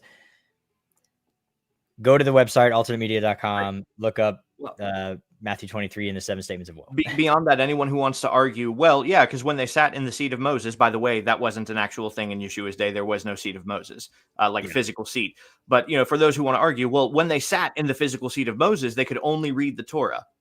Again, first of all, there wasn't an actual physical seat of Moses. Secondly, it is not Pharisaic tradition to sit when reading scripture. It's Pharisaic tradition to stand when reading scripture. When you are sitting, you are giving your exposition. You are saying, right? Your teaching on the scripture. So we even see that we see Yeshua honoring that tradition himself in Luke when he stands to read the scripture, and then he hands the scroll back and he sits down and he starts teaching on it. So we see him actually even teaching according to Pharisaic model. Right, which is a big point. I mean, the fact that he was invited into many synagogues as the guest of honor is another implication that he very well might have been considered a rabbi, a Pharisee, on a much more official stance because of that. But that's a different point for a different video. We shall push. But he said, the Pharisees sit in Moses' seat. What they bid you, do, but don't do after their ways, for they say and do not. Again, so that's a misquotation. He doesn't say don't do after their ways.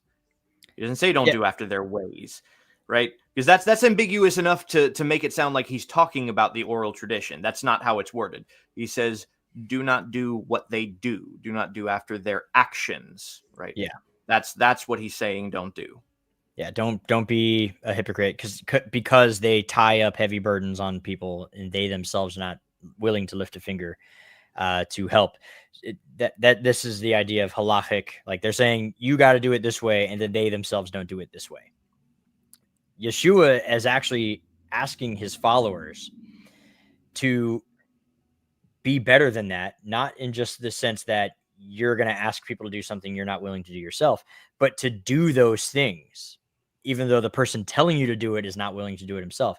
So basically what Yeshua said is, hey, if the Pharisees say the Moda Ani every day that you wake up, even if they don't do it themselves, you're going to do it.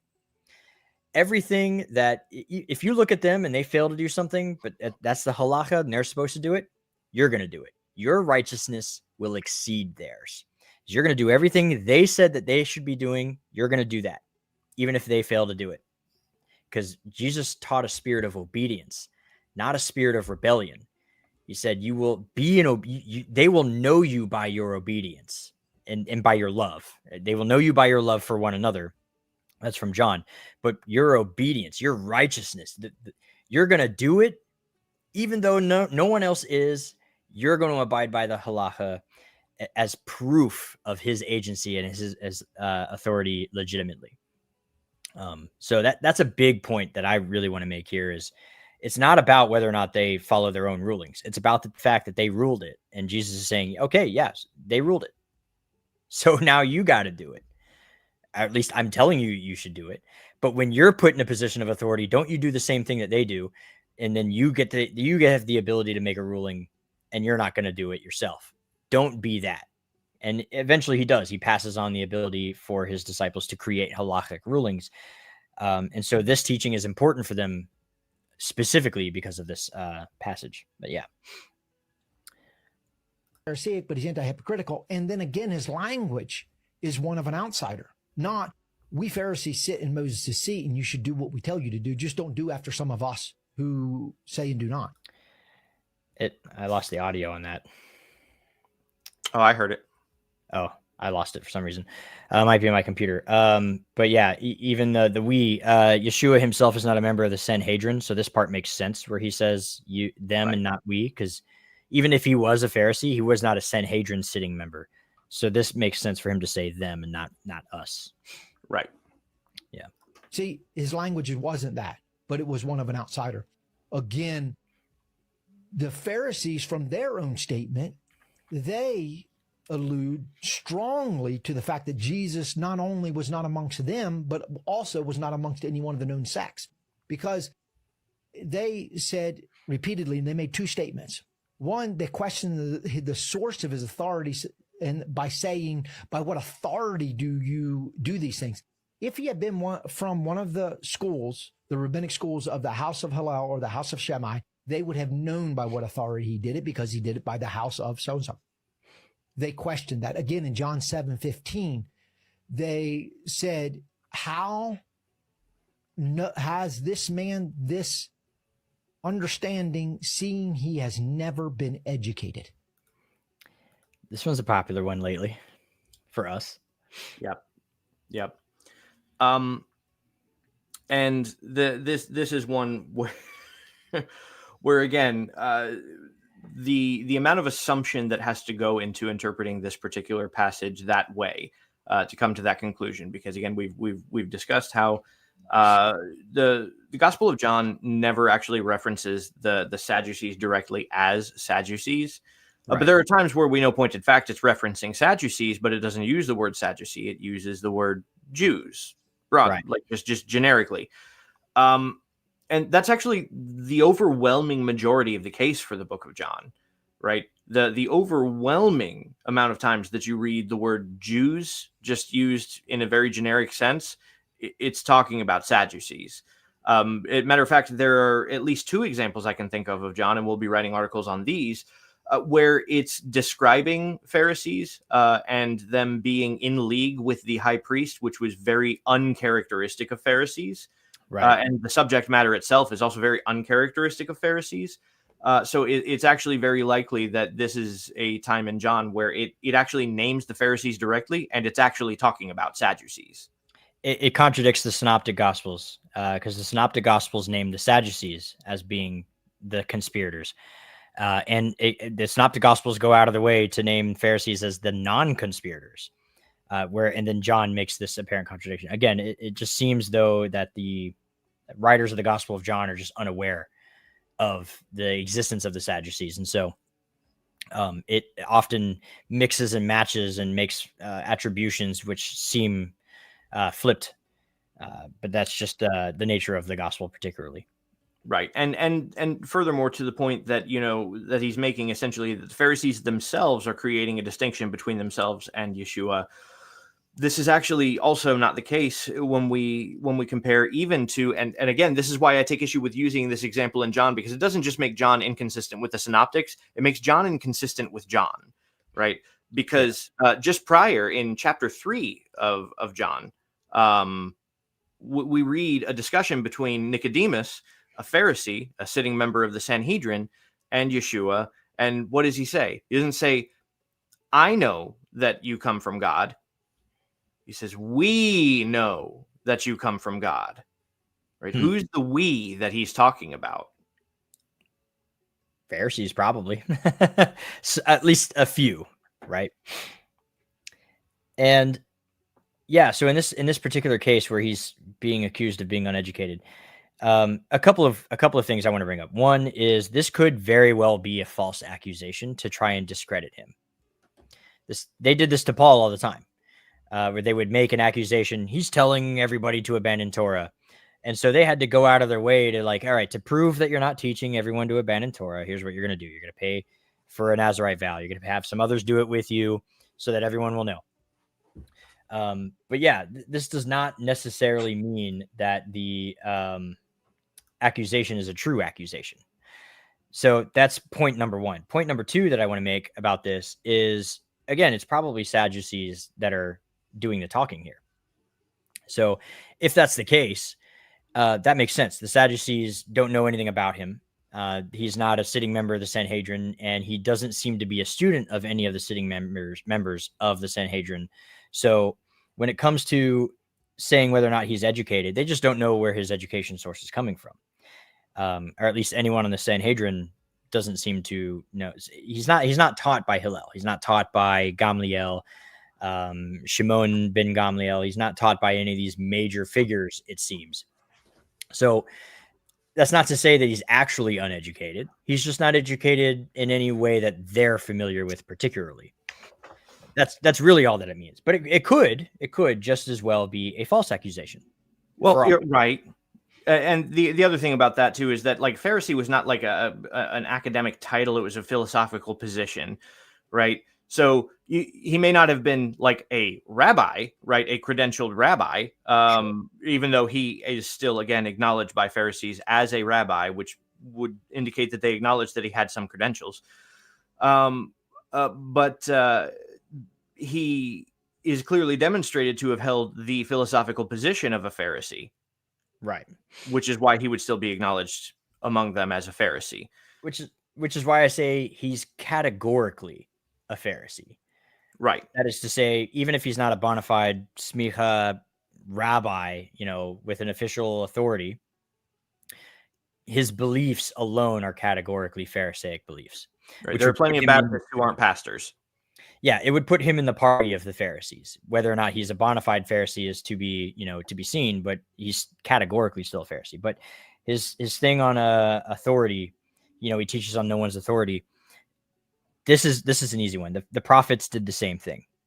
The prophets, sectarianism in this way didn't exist for the prophets, but the prophets did not speak as though they were taught by a teacher as a sense of authority. The prophets received their message from God, and so they spoke with that authority.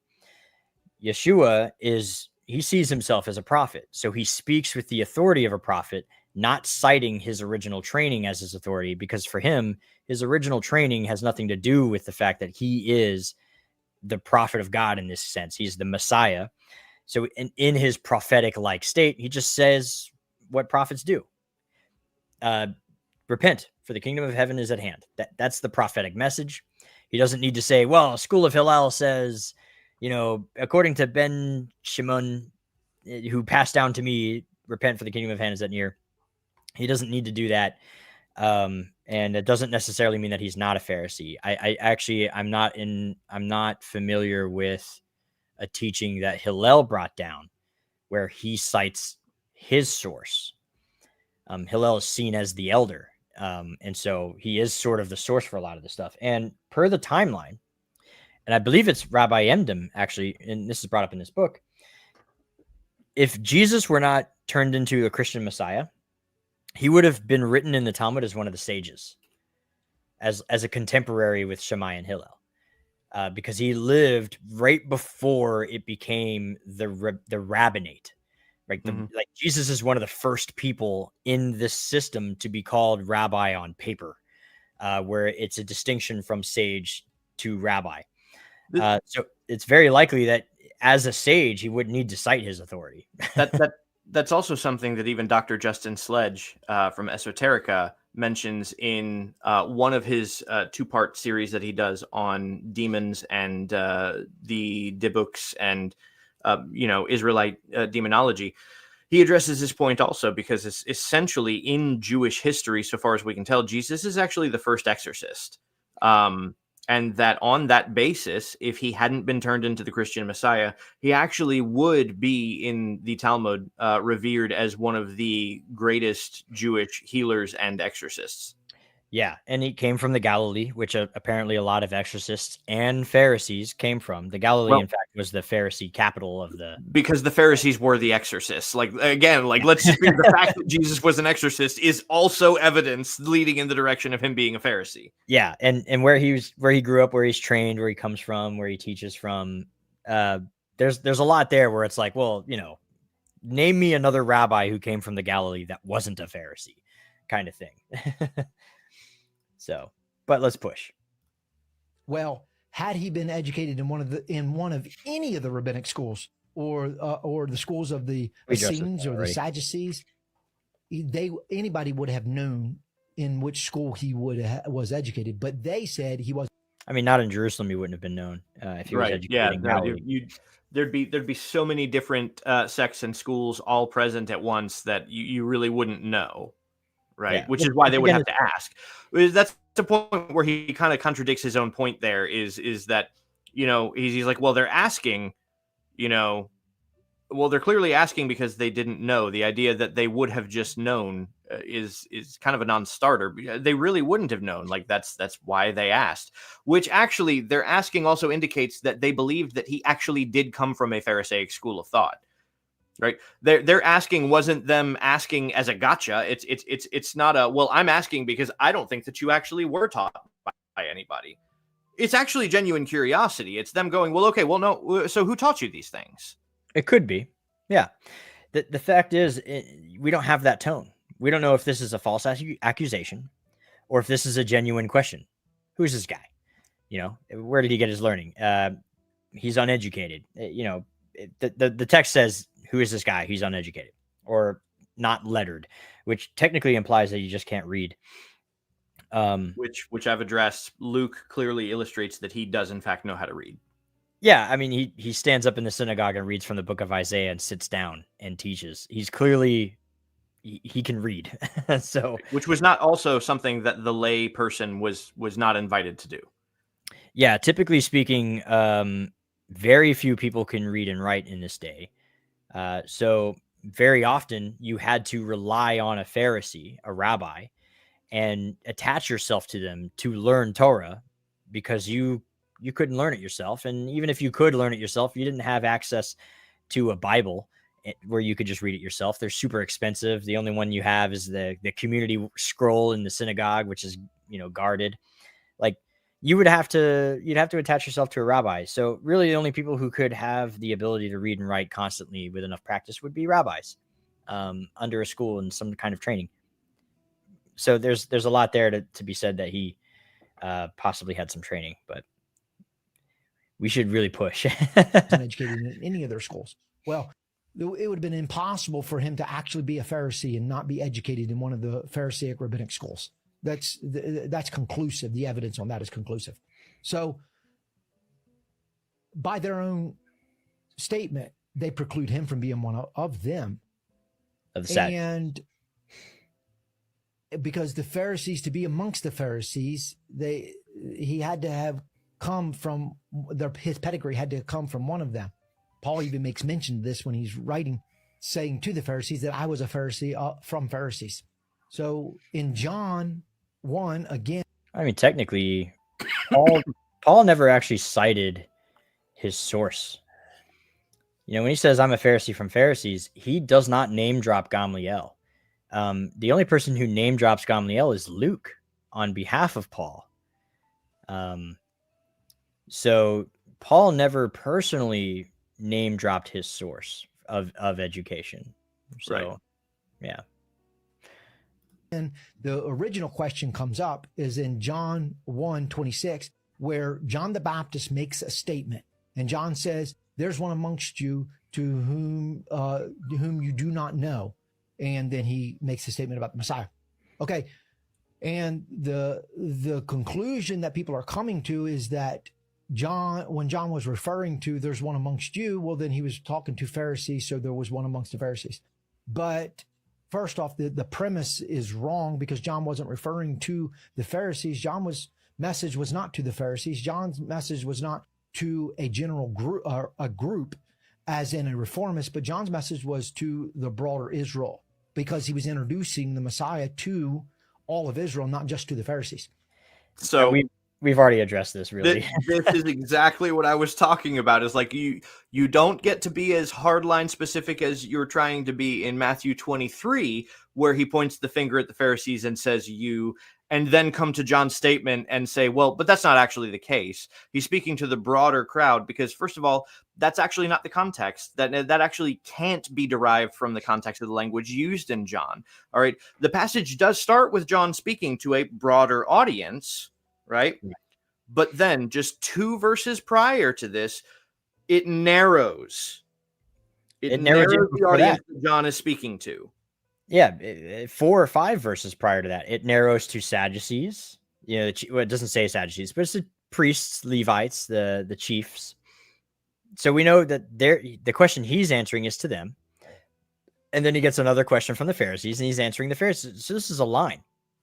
Sadducees ask this. Here's the answer. Pharisees ask this. Here's the answer. It's line by line. It's not a broader audience. The text doesn't indicate that. In fact, the text starts broad, and then it says, well, here's my answer to these groups of people. And then here's my answer to this group of people who asked this specific question. And so, yeah, the wording there is on purpose. We've already addressed this at the beginning of the video, though. So, but yeah, that is true. I didn't quite catch that, though. He's technically trying to have his cake and eat it too. Where in this case the you is not specific, but the you in Matthew 23 is specific. Right, because again, if he's speaking to broader Israel, he would have used self-inclusive language. Us, one stands among us. Yeah, right. But he doesn't say that. So, and so then John was referring to the whole group of Israel, all of Israel. And on the banks, though the Bible does mention that the Pharisees went out to see John, but then it also mentions that all of the people went out to see John. So John's speaking to the whole group of Israel. And John says there's one amongst you. Now, what we can conclude from John's statement, John's two statements. One, that John said there's one amongst you. There's one amongst you now. And then John made another statement at Jesus' baptism. And he said that the one that I spoke to me in the wilderness said to me that the one whom you see the Spirit descending and there remaining, that will be the Messiah.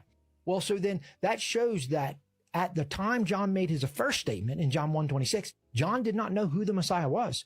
So how could John know that Jesus was from the Pharisees and that he was the Messiah? For John said he didn't know who was the Messiah at that time. Technically not what the scripture says. Verse 28, this all happened at Bethany on the other side of the Jordan where John was baptizing. This is immediately after, but one among stands you, which is verse 26 and 27. Verse 29, the next day John saw Jesus coming toward him and said, look, the Lamb of God who takes away the sin of the world.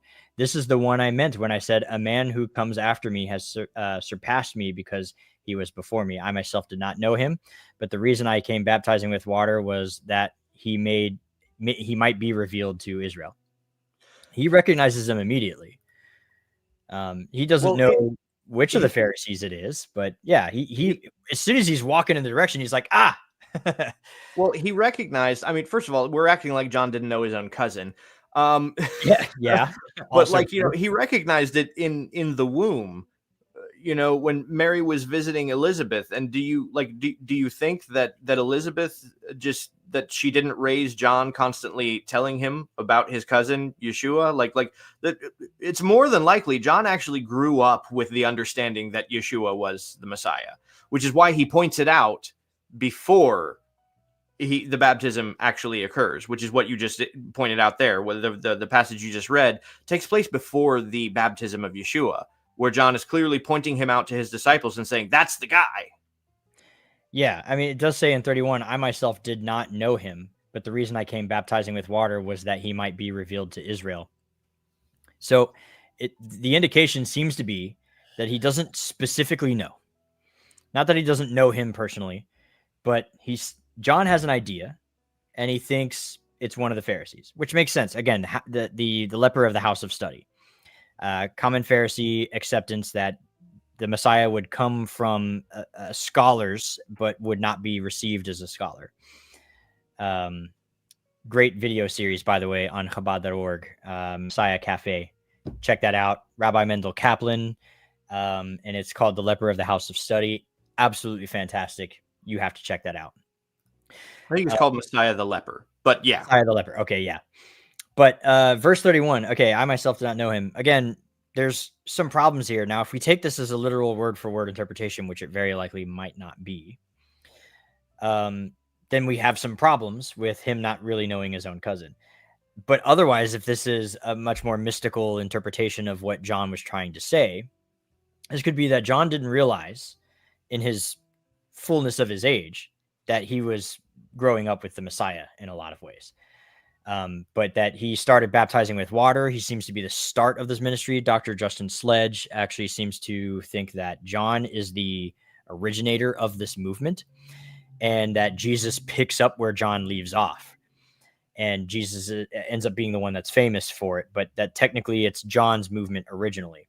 And that's an interesting point of view from a scholastic point of view strictly. But I would say that because Jeremy's put in the comments here the plot hole, right? Because we have indication that John knew who Yeshua was before the baptism, right? But then John says that I didn't know him, but then there were cousins, which would indicate that they did know each other to some degree. The most sensible interpretation of John's words, I didn't know him, would not be that he didn't know him as a person, right? But that he didn't know emphatically at 100% that he was the Messiah, but that he believed that he was at this point. He was waiting for confirmation, which is the confirmation that he was promised he would get. At the baptism, when the Spirit descends like a dove, then we have the confirmation, which it seems. But yeah, no, we know that they would have been at least a little close. And there's a whole thing that's going on here too. The next day, John was again with his 2 disciples. He saw Jesus passing by and he says, "Look, the Lamb of God," right? Like it happens again. And then they said, "Rabbi, where are you staying?" That alone, "Rabbi, where are you staying?" He's already got the title rabbi before he started teaching anything, which is an indicator that he might be an accepted rabbi, a Pharisee. To me anyway, but I think John is constantly dropping these little hints that he expects his readers to pick up on. And in fact, this book called Love in the Messianic Age by Paul Philip Levertov, another rabbi who lived in the late 19th century. He is I think the great grandson of the writer of the Tanya, which is a Hasidic, a very important Hasidic document in the Chabad movement, particularly.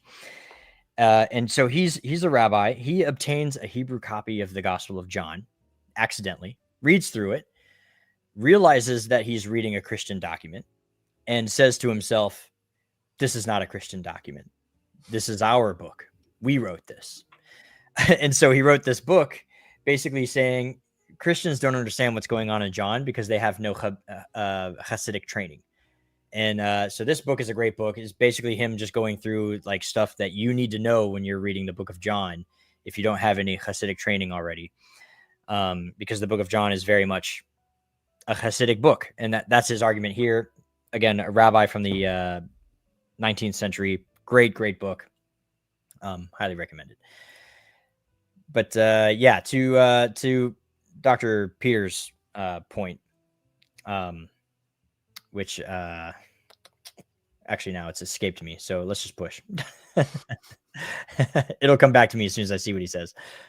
And then, but John said that the Spirit had told him that the one you see the Spirit descending. Yeah, John knew who it was before the Spirit descended. That was our point. Right. So the Spirit descends, and that's John's proof. John's like, that's him. And you're going to know because the Spirit's going to descend on him. You watch. And then later, Jesus gets baptized and the Spirit descends.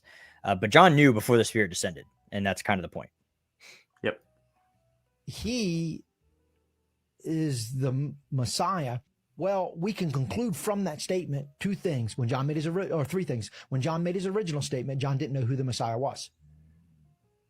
When John made his second statement, that John knew that the Messiah was alive currently at the time. So this wasn't some future prophetic event like Isaiah prophesying. And B, that John knew that person was currently in Israel at the time.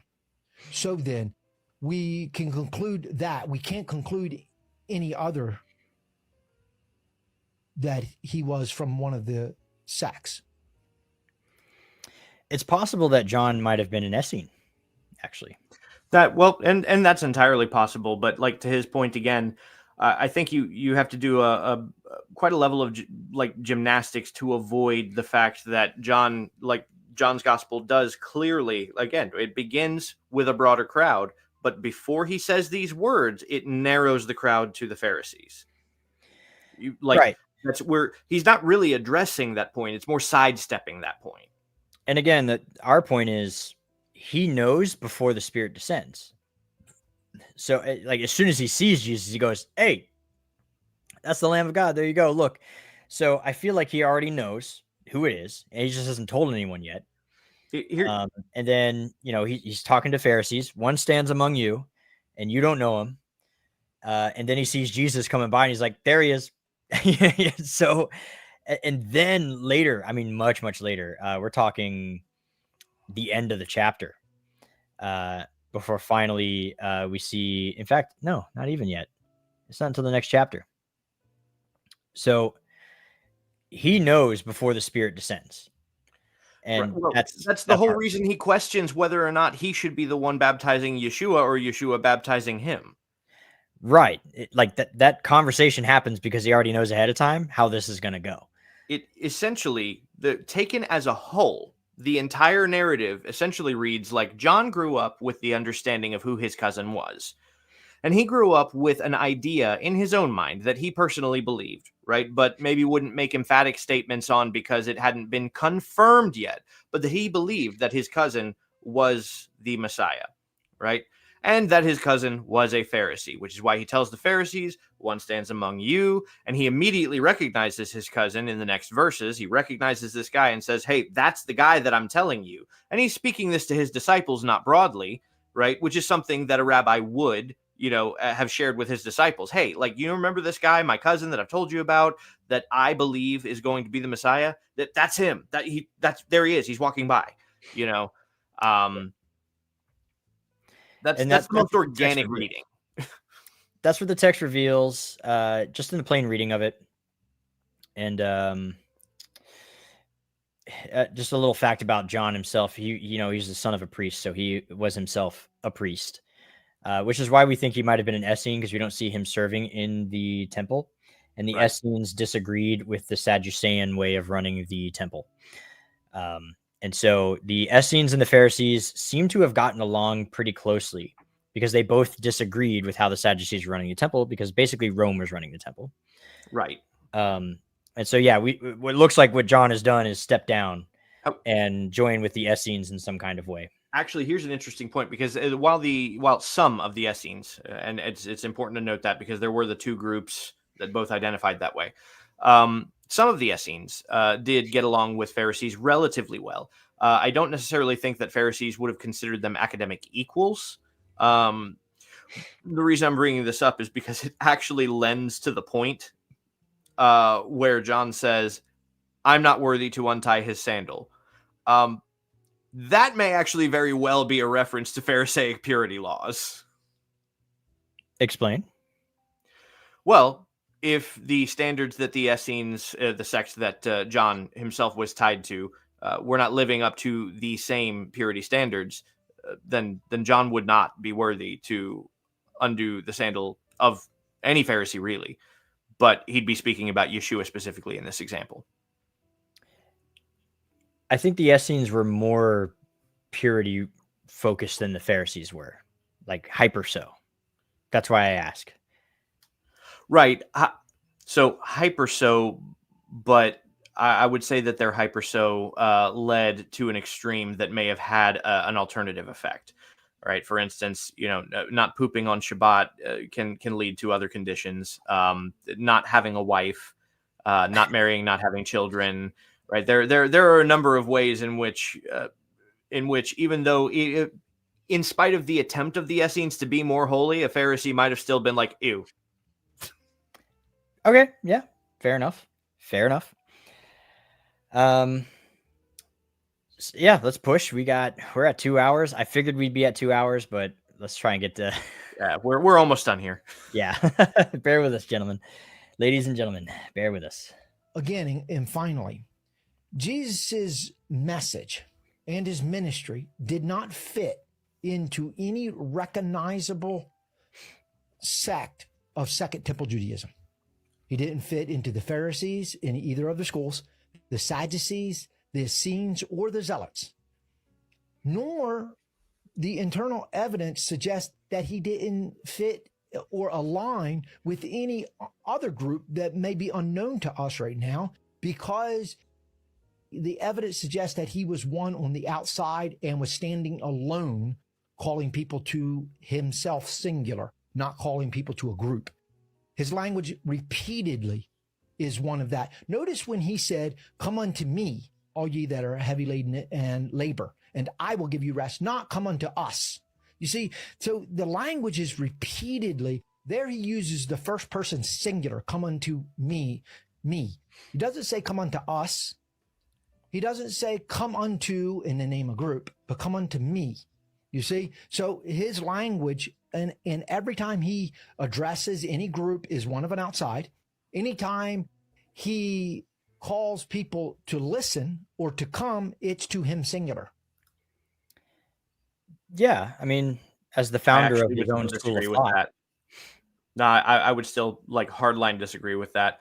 I think that position is like dramatically ignoring the inherent conclusion of Matthew 23, which again, he begins by saying the scribes and Pharisees sit in Moses' seat, therefore do what they say. That's actually him pointing a finger at them, saying that group, go to that group, do that thing, be that way, right?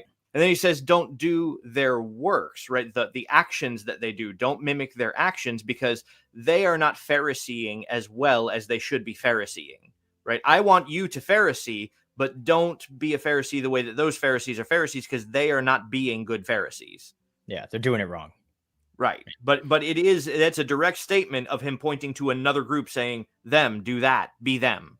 Well, what I mean is because he's essentially founding his own school of Phariseeism, it wouldn't make sense for him to say us. Right. Because No, yeah. Pharisees is such a broad term. It's like saying Christians. It doesn't mean anything. It has zero specificity. There are 7 different sects of Phariseeism, and that's like 7 major sects. There's far more than that. But and so like Right. just to say, come to us Pharisees, that wouldn't make sense. That would be overbroad. Right. It's like an outsider from the Christian religion, right? It's like a Muslim referencing Christians and essentially rebuking Christians for worshiping Mary, right? Saying that you shouldn't be like the Christians because they worship Mary. Well, like evangelicals everywhere are like, well, but that's specifically Catholics. And it's like, to a Muslim doesn't really make it. Christian is Christian, right? Like Right. Obviously most Christians would be uncomfortable with accepting that premise because the details on the difference of the sex matter at this point. Right. So Yeshua would not say Pharisees broadly to himself, but also he's becoming the founder of his own school of Pharisaic thought. At least we think so. We would think categorically, even if he's not a Pharisee, his own school would fit neatly into the Pharisees' philosophy. And he bring this up at the beginning of when we started the clip. He said it doesn't really fit into any of the known sects. That's where we disagree. All of the core tenets of Jesus's teachings are 100% Pharisee. The idea of an afterlife, Pharisee. The idea of a Messiah, Pharisee. The millennial reign, Pharisee. Oral tradition is as established as a point of law for life and living, Pharisee. Purity laws in general, Pharisee. He does seem to hold to the purities, at least to a certain extent, while allowing for more ways out of those for the sake of other human beings. Again, that's like one where we can talk about purity laws, but basically everything else, right down to his table fellowship, do this in remembrance of me, breaking bread, blessing wine, Pharisees. His entire, like everything Christians believe in their core is Christians today, you could technically categorize as Pharisees because their core belief is entirely Pharisaic. Even right down to the oral tradition, right? Where the church fathers are their own oral tradition. That's a Pharisee position to hold in some cases. We even have a medieval document that speaks to this, right? And I say medieval document because the oldest version of it we have is from the 8th century. However, the language involved suggests that the narrative itself is much older, presumably 2nd century at best. And this document is called Agadat de Shimon Kefa. Yeah, I know this one. Yeah. It essentially outlines the story on how Jews believe that Christianity came about. And essentially, long story short, they commissioned Peter to start altering different observances, right? not the observances themselves, but the reasons for the observances. Okay. In other words, they don't tell Peter to start telling followers of Jesus, don't celebrate Passover. They told him to tell them that they were celebrating Passover for a different reason from what the average Jew would be celebrating. And they did the same for Sukkot. They essentially said, don't tell them that they're celebrating, Sukkot. Tell them that they're celebrating the birth of the Messiah, and that on the 8th day that they're celebrating the circumcision of their Messiah, right? So they're actually telling Peter to maintain the Pharisaic Torah observance of this sect of believers, but to explain to them that they're doing so for different reasons. The other thing about this document is the reason that they say that they told Peter to do this. The reason that they say that they told Peter to create some kind of a distinction between the average rabbinic Jew and a follower of Jesus is because at that time they were indistinguishable. Okay. Rabbinic Jews, aka Pharisees, right? The Pharisees were the progenitors of rabbinic Judaism. Okay, so they're medieval era Pharisees, right? The problem that they say that the 2nd century Pharisees were having is that they weren't able to distinguish Pharisaic Jews from followers of Jesus, right? That they were indistinguishable in their practice, and so they wanted to have a metric by which they could distinguish a rabbinic Jew who was not a follower of Jesus from one who was.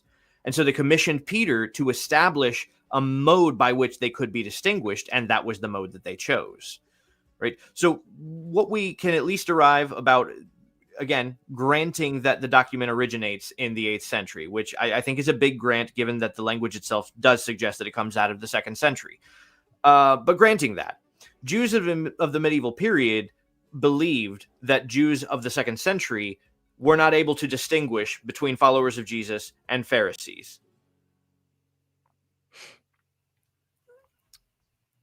So whether or not the story is fully true about Peter, it illustrates that at the very least during the medieval period, there was enough crossover that like it seems that rabbinic Judaism has preserved a memory of original Christianity when it used to look exactly like rabbinic Judaism. And so, hence the reason for the writing. And I grabbed off the bookshelf Every Man's Talmud because some of the stuff that you were referencing too, when we talk about how Jesus' teachings fit squarely within one particular sect of Judaism in Second Temple period, and it's Phariseeism. He's not a Sadducee. He believes in an afterlife and a messianic era.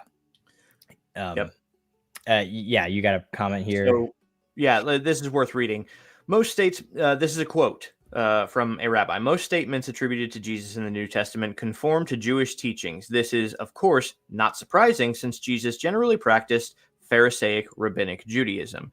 And that is a statement from Rabbi Joseph Telushkin. Yep. And yeah, again, it's a statement of Rabbi Harvey Falk and Professor Chaim Makobi.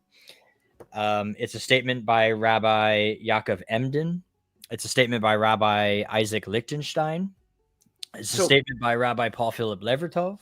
And in any case in which you put a Jew without any other preconceived notions and you just give them a New Testament, they come away with Jesus was a Pharisee. Right. I think that is actually a point worth harping on, is that like we don't get to retroactively come to Jews and say, well, you're not understanding because you haven't gotten a Christian education. Right.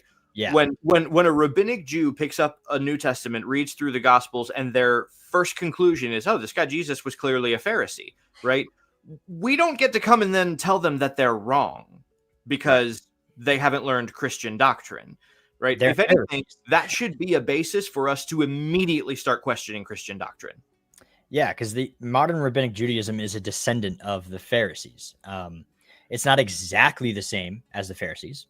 Stuff has changed necessarily. So destruction of the temple, the Holocaust, there's stuff had to, there's some differences, of course, but the modern rabbinic Judaism is a direct descendant of Phariseeism, and in largely a continuation of Phariseeism. just under sort of a new title. So yeah, so when a modern day Pharisee, aka an Orthodox Jew, gets a document, our document, which we say ours, but it's really theirs, and they go, "Whoa, this guy is a chassid. He's a perfect chassid. He's an Orthodox Pharisee Jew. It's amazing. He's quoting directly from the Talmud." You should really, like, even if it's anachronistic to say he's quoting directly from the Talmud, which technically it is because the Talmud comes after. You still need to take a notice of that and kind of rethink the way you approach Jesus moving forward. Because you don't get to look at an Orthodox Jew reading the Gospels and they read the Gospels and say, "Hey, I recognize all this stuff." You don't get to look at them and say, "Well, no, you shouldn't, because this post hoc thing that exists that came later." Yeah, well, actually, no, you don't. Right. Yeah. So that's kind of the point we're trying to make, and we're gonna finish this video out, and I think we have one more point. So, not to a group. Not once do we find that in the scriptures, the language. His moral code of conduct at times aligns with one group or the other, does at times align with Pharisees or even the Sadducees, or even at sometimes which very little the Essenes. I would like to see an example. Right. I've heard this point made often. I come up to this often. Very often people are like, "Well, he didn't belong to any of the sects because he actually agreed with all of them at different parts." And then when you question that, I've never gotten an example of where he holds to a Sadducean or Essene position. I've never had an example cited. It's like an argument that's made, and like, you know, they're just guessing that that's the truth because that's what they believe about the Pharisees. They believe that, well, he grew with some of the Pharisees, but not everything. So he must have also agreed with the Sadducees and Essenes, but maybe not everything. It's like they're making a guess and then asserting it as an argument. Right. But I have, and you know, and I'm not saying that there isn't one. I'm just saying I've never seen one. And Same. if he's got one, I would be very open to hearing it. Yeah, I'd love to have him on the show if he's listening. I'd like to extend a formal invitation. But yeah, so I've never heard an example of where he sides with Sadducees, and even with Essenes, the only instances in which you could say he sided with Essenes are in the same instances that Pharisees side with Essenes, because he doesn't side with the Essenes on their calendar. They had a different calendar. He follows Pesach with the Pharisee calendar. He doesn't follow the Sadducees also had their own calendar, and he doesn't follow that one either.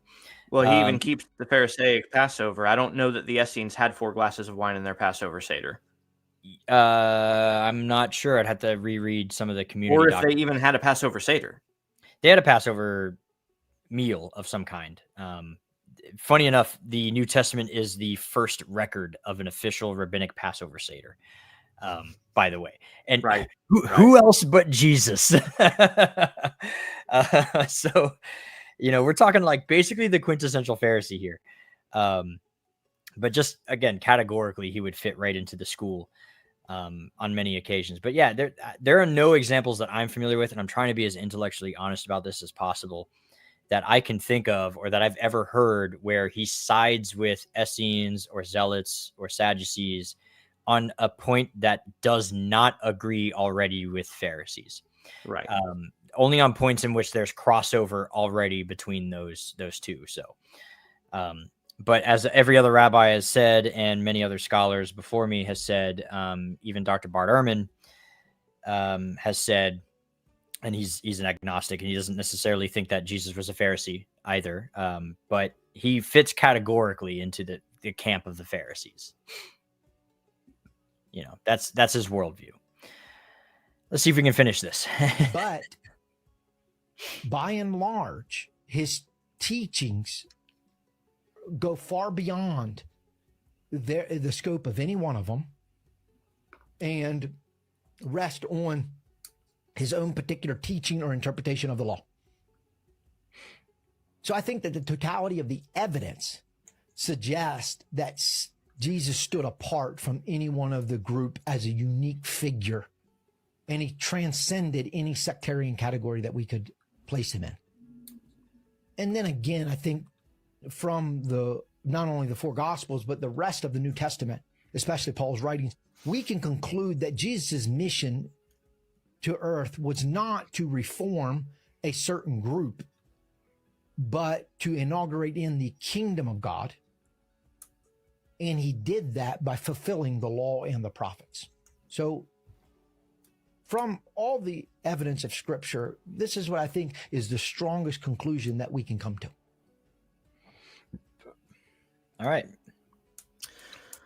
Well, so I think that I think that in the scope of the evidence that he is examining from the vantage point that he is examining it from, that anybody looking at it from that vantage point would think that that's the correct conclusion based on that examination of the evidence. But I think what we've demonstrated here is that there is actually quite a substantial amount of evidence that he's not considered, more than likely just because he's not even aware of it. And we really have barely scratched the surface here. Like we've not gone over very much of the evidence for our argument. No, we have not. there is a mountain's worth more that we've not mentioned here. Yeah, in fact, I got 3 more books from Rabbi Elijah Pinchas. The Restoration of All Things, great book. The Exiled Messiah, fantastic book, by the way. And then his newest one, I don't even know the title. It didn't have a title on the cover. But that's the 3rd book in the series. So I don't know what it just says. Redeem the Jewish Jesus. Great books. I read all 3 over a span of a few Shabbatot. And I think my favorite one is the second one, The Exiled Messiah, easily. The first one's a great introduction, though. This is like, if you look on our website on the bookshelf tab, this is the first book listed. There's a reason for that. It's a great introduction. Rabbi Elijah Pinchas, we know him personally. He is a rabbi of the Chabadnik type, a chassid, a proper chassid, and very educated, very well. He's a good guy, and the books are great, so you should check them out. But yeah, we barely, like, we're just taking this video to answer that particular video. We have not even scratched the surface on positive reasons why we think that he was a Pharisee. We barely got a chance to talk about the Talmudic literature, the laws of Nidarim, which we spoke about earlier, how he seems to be holding the oral tradition up to the commandment of God as equal. Again, I've done videos on that already, and we should do a separate one for that. Right. And most of the discussion and even his video is centered around Matthew 23. Mm-hmm. And we barely even scratched the surface of the contents of the article that I've written on Matthew 23. Yeah. So highly recommend checking that one out too. But the Matthew 23 one, a lot of rabbinic sources in that one too. But all in all, basically our argument is this. At the end of the day, we're not going to try and say 100% that he was a bona fide ordained Pharisee. You can't make that claim. Just from an intellectually honest point of view, you can't say 100%. But we can say 99%. And the reason why we say that is if you look at the evidence from the language itself, the way Jesus talks, the way he walks, the way he acts, the way he teaches, the things that he does, they are only consistent with one other group of Second Temple period Judaism. And that's the Pharisees in every respect. Everything, the way that he teaches, his reasoning, his justifications for certain things, the way that he acknowledges when he's broken the Sabbath, quote unquote broken. Because there are times where it's like, yeah, your disciples are breaking a Sabbath law. And he goes, yep. Oh, and here's the justification for that. So the fact that he gives a justification shows that he's in a line with their view on what counts as a malacha. He's basically saying, yeah, that's a malacha, but I can tell you why it's okay for them to break it this time. Here's the justification. Right. Yeah. No, he doesn't argue. He doesn't say they didn't break the Sabbath. Yeah. Otherwise, his argument would have been, no, I don't consider that work. That's not a malacha. So they didn't actually break the Sabbath. That's not the approach Jesus takes. He takes a rabbinic approach. He goes, yeah, you're right. That's a malacha. But the Sabbath, sometimes you can overrule a malacha on this case, and here's the case. Here's the case I'm going to build for you. And it's a complicated rabbinic style. I mean, it's Pharisee style teaching. The fact that he's taught in parables, the only sect of Judaism that's famous for teaching in parables is Pharisees. There's only one sect of Judaism that's famous for being lenient. Pharisees. Actually, on the topic of really not having touched a lot on most of the evidence that we do have, we did have a question asked when we were talking about vows. Yeah, that's right. Yep. And I figured we'd save it till the end and let you present some of the evidence. So this gentleman asked, so is that why he is mad about the Korban oath in Mark 7? Seamus, tell us about this. Tell us about Mark 7. This is one of my favorite examples. I don't have all of my notes in front of me, but this is my favorite example of Jesus basically using the oral Torah as his proof text. So let me go ahead and bring up Mark 7 in just so I have it in front of me. Okay. So this is starting in verse 5. Well, it starts in verse 1, but verse 5 is where everything kind of goes down. But the Pharisees and some of the teachers of the law had come from Jerusalem, gathered around Jesus, saw some of the disciples eating food with unwashed hands. Excuse me.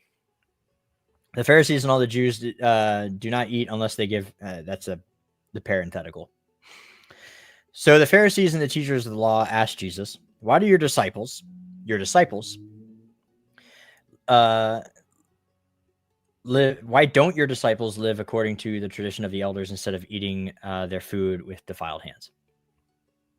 And he replied, "Isaiah was right when he prophesied about you." And he quotes Isaiah. And you have let go of the commandments of God that you are holding to human traditions. Now in the Greek, this is, why am I reading an NIV? Let me change that. I was like, that's definitely not what it says. But he says there, why do you also transgress the commandment of God with your traditions? And that's more akin to how the Greek reads, NASB. He says, for saying to them, you set aside the commandment in order to keep your tradition. For Moses said, honor your father and mother. Okay, so long story short, verse 11, but you say to a man who says to his father and mother, whatever I had to help you is Korban, as a gift to God, and you no longer permit him to do anything. If you read the Torah, you will read that in the issue of vows, when you make a vow, you have to fulfill that vow. There are no Torah laws that allow you to nullify a vow at all. There is no way out of a vow in any way, shape, or form, according to Torah. Once you make a vow, you have to fulfill it. There's a couple of examples if you're somebody's daughter or somebody's wife, where somebody else can nullify a vow on your behalf. Somebody with authority over you. Yeah, you say something rash, and then your husband or your father can say, no, bli neder, no vow. He can say that and nullify it. But for you, if you make a vow, especially if you're an adult, there's no way out of it. That's it. You made a vow. You have to fulfill it. So there's a tractate in the Talmud that talks about nedarim, vows. Long story short, that can't be the case. There has to be some occasion in which a vow can be considered null and void. So let's talk about it. Let's debate. When are some occasions when you can nullify a vow? So in this particular example, Jesus is talking to the Pharisees. And again, this word also is key. They say, hey, your disciples are eating with unwashed hands. And he acknowledges the sin. He goes, yeah. But you also transgress the commandment of God. This is the key point, because in Tractate Nedarim, I believe it's chapter 9, Sefim number 4,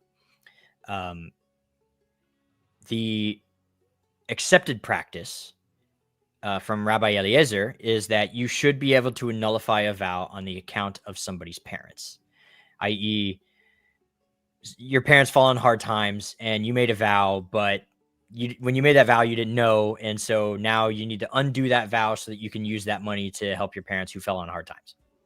The sages disagreed with this, and they said, no, we shouldn't be doing that, because then vows don't mean anything, because that, people can just come up and say, I didn't mean to do that. If I would have known, my parents, blah, blah, blah. So they were like, people can lie, they can abuse that. We shouldn't allow for that. But Rabbi Eliezer said, no, there should be an allowance for that. And eventually they concede the point to Rabbi Eliezer, and they say, yeah, you're correct. The halacha is in favor with you. You should nullify a vow on account of someone's parents. In this particular example, Jesus is basically saying, you are not letting people nullify their vows on account of their parents. He doesn't quote Torah. He quotes oral Torah.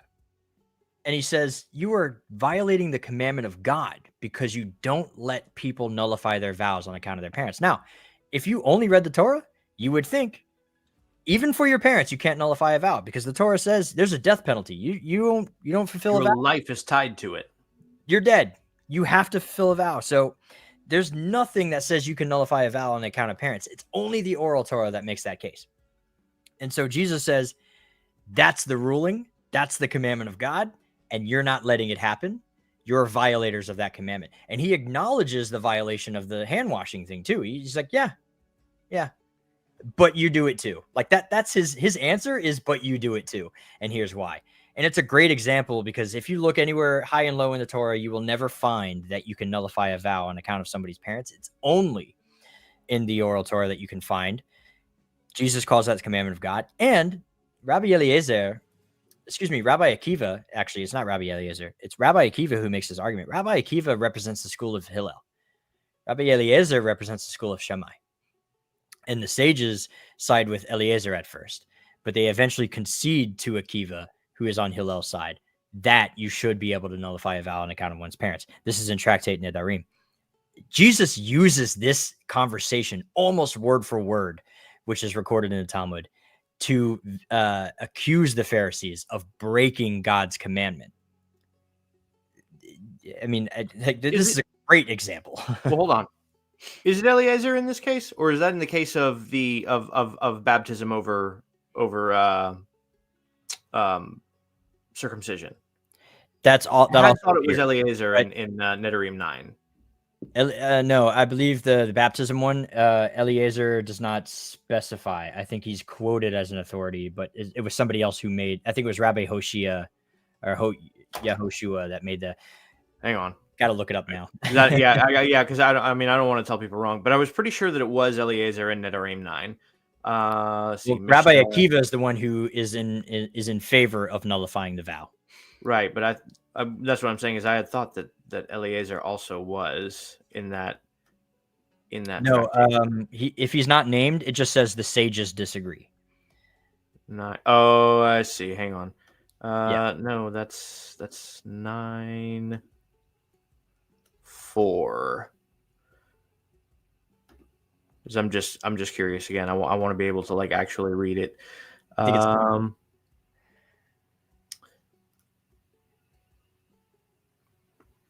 Actually, yeah. So it says Rabbi Eliezer says when halakhic authorities are approached with regard to dissolution of a vow. Okay, that's part 1. Hang on. We're looking for. I think you're right. I think it's 4. Safari is not working for me. Safari, come on, bro. Is it not? Nedarim. I may have the citation wrong. Mishnah. No, you're right. Let's see. My room is at first glance. So that's Rabbi Meir. Okay. Yeah, so it is 9:2, Mishnah Nedarim 9:2, and it is Rabbi Eliezer. Rabbi Eliezer permits the halakhic authority to use a basis for the dissolution of a vow, but the rabbis prohibit it. Yep. Okay. Yeah. Mishnah 9. Perhaps Rava said Netzariship. Yeah, I'm in the wrong. 9a Mishnah. Why is mine only showing me Mishnah and not the Gemara?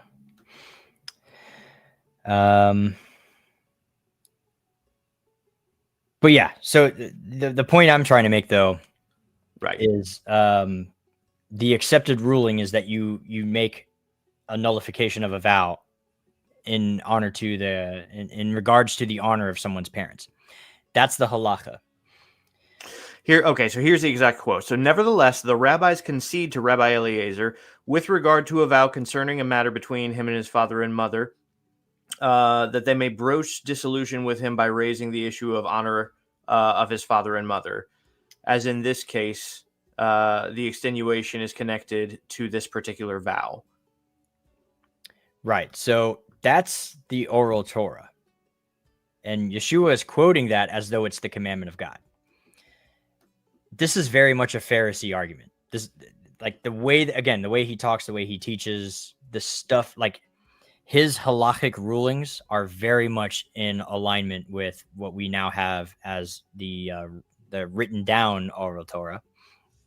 Again, it's technically anachronistic to say he's quoting the oral Torah, because Eliezer and Akiva would have been contemporaries with him. They were alive at around the same time that he was alive.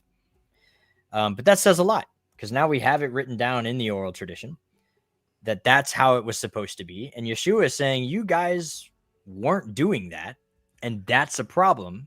And he considered that to be the commandment of God.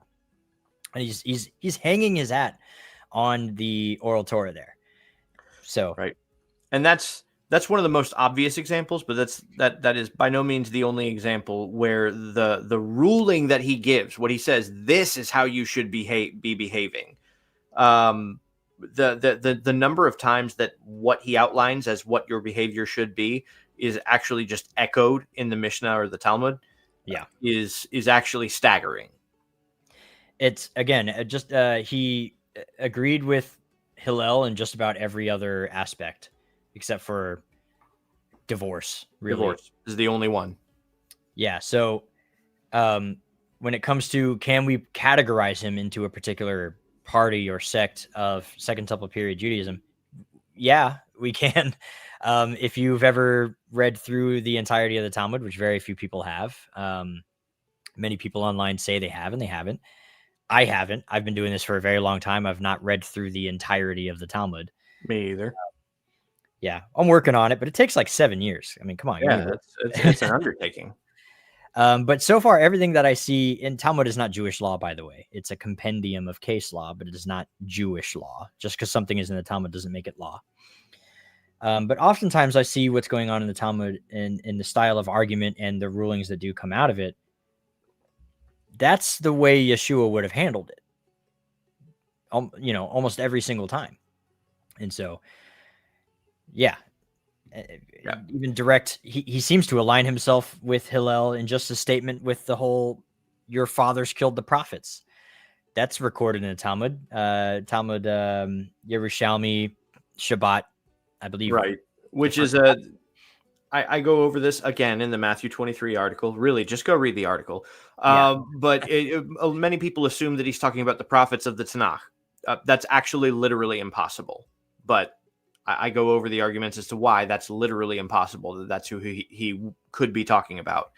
And yeah, I mean, you go to our website. There's an entire section of articles called Jesus the Pharisee.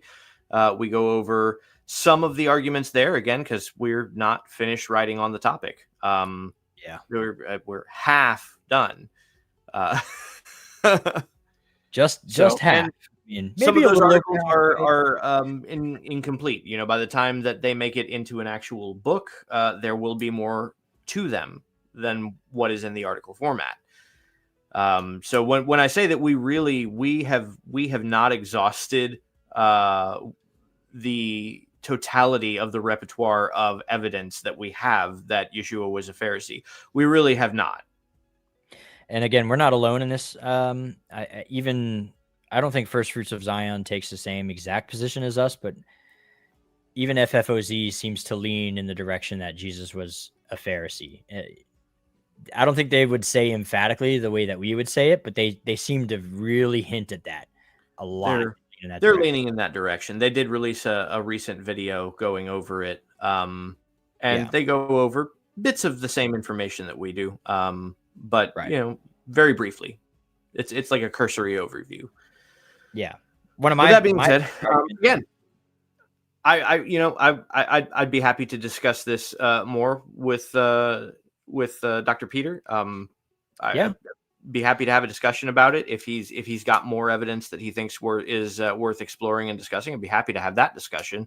We can even just and the other ones. I want to know where rabbinic purity laws come from Zoroastrianism. I'm curious about that genuinely. Yeah. Because it involves two areas of study that I'm obsessed with. Yeah, I think it'd be cool to have him on, and not for like a debate. It doesn't have to be a debate. It can be let's have you on for a discussion and bounce ideas off each other. Friendly environment here. We're not trying to prove you wrong in a sort of embarrassing way. We've had multiple people that we disagree with on multiple things on this show for discussions. I mean, everybody's clearly aware of my disagreement with inspiring philosophy about the origins of Christmas, but we had Michael on and we had a great discussion. Michael's a cool dude. Was happy to have him on. Absolutely. I would love to have him on again, actually. So maybe we can do that. But yeah.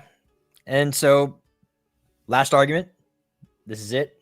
And then we can go. Jesus chose a Pharisee to proliferate his ideas. He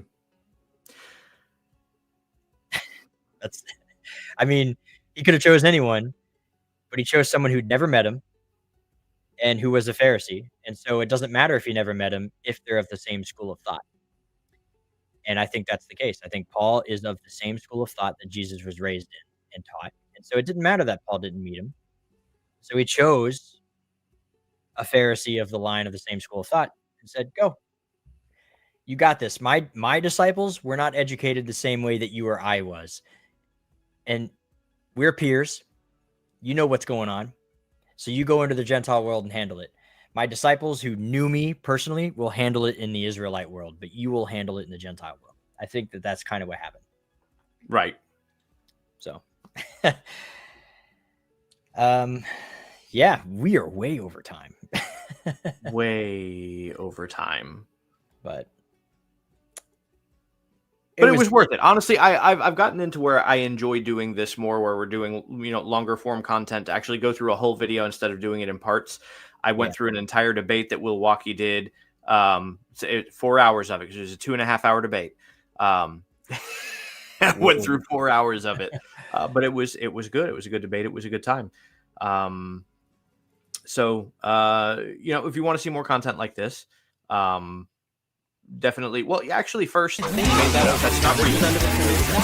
Very ignorant pastor's section of hell. It will be filled. Not a bad synopsis.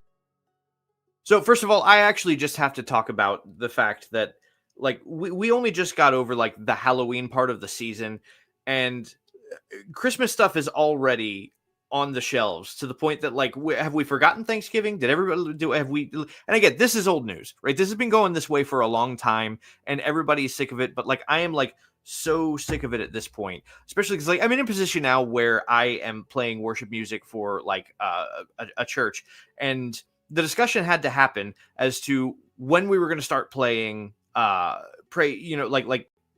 Christmas music.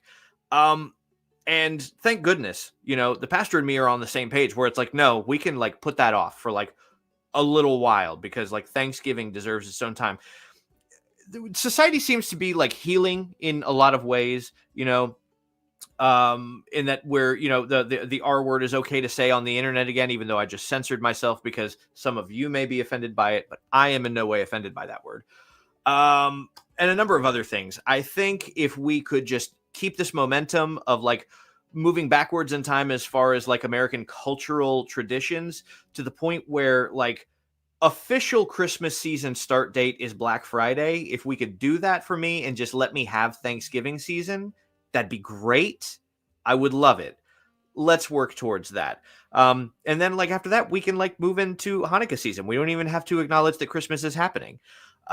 So that being said, buy our new book. It's out. You can buy the new version of Volume 1 where a certain edit has been made because there was a typo. I'm not going to tell you where it is. You're going to have to skim through it and guess. Message me if you think you found it, and I will confirm whether or not. But you will have to swear an oath to never tell anybody else, or I get your firstborn son. That being said, thank you for enduring us.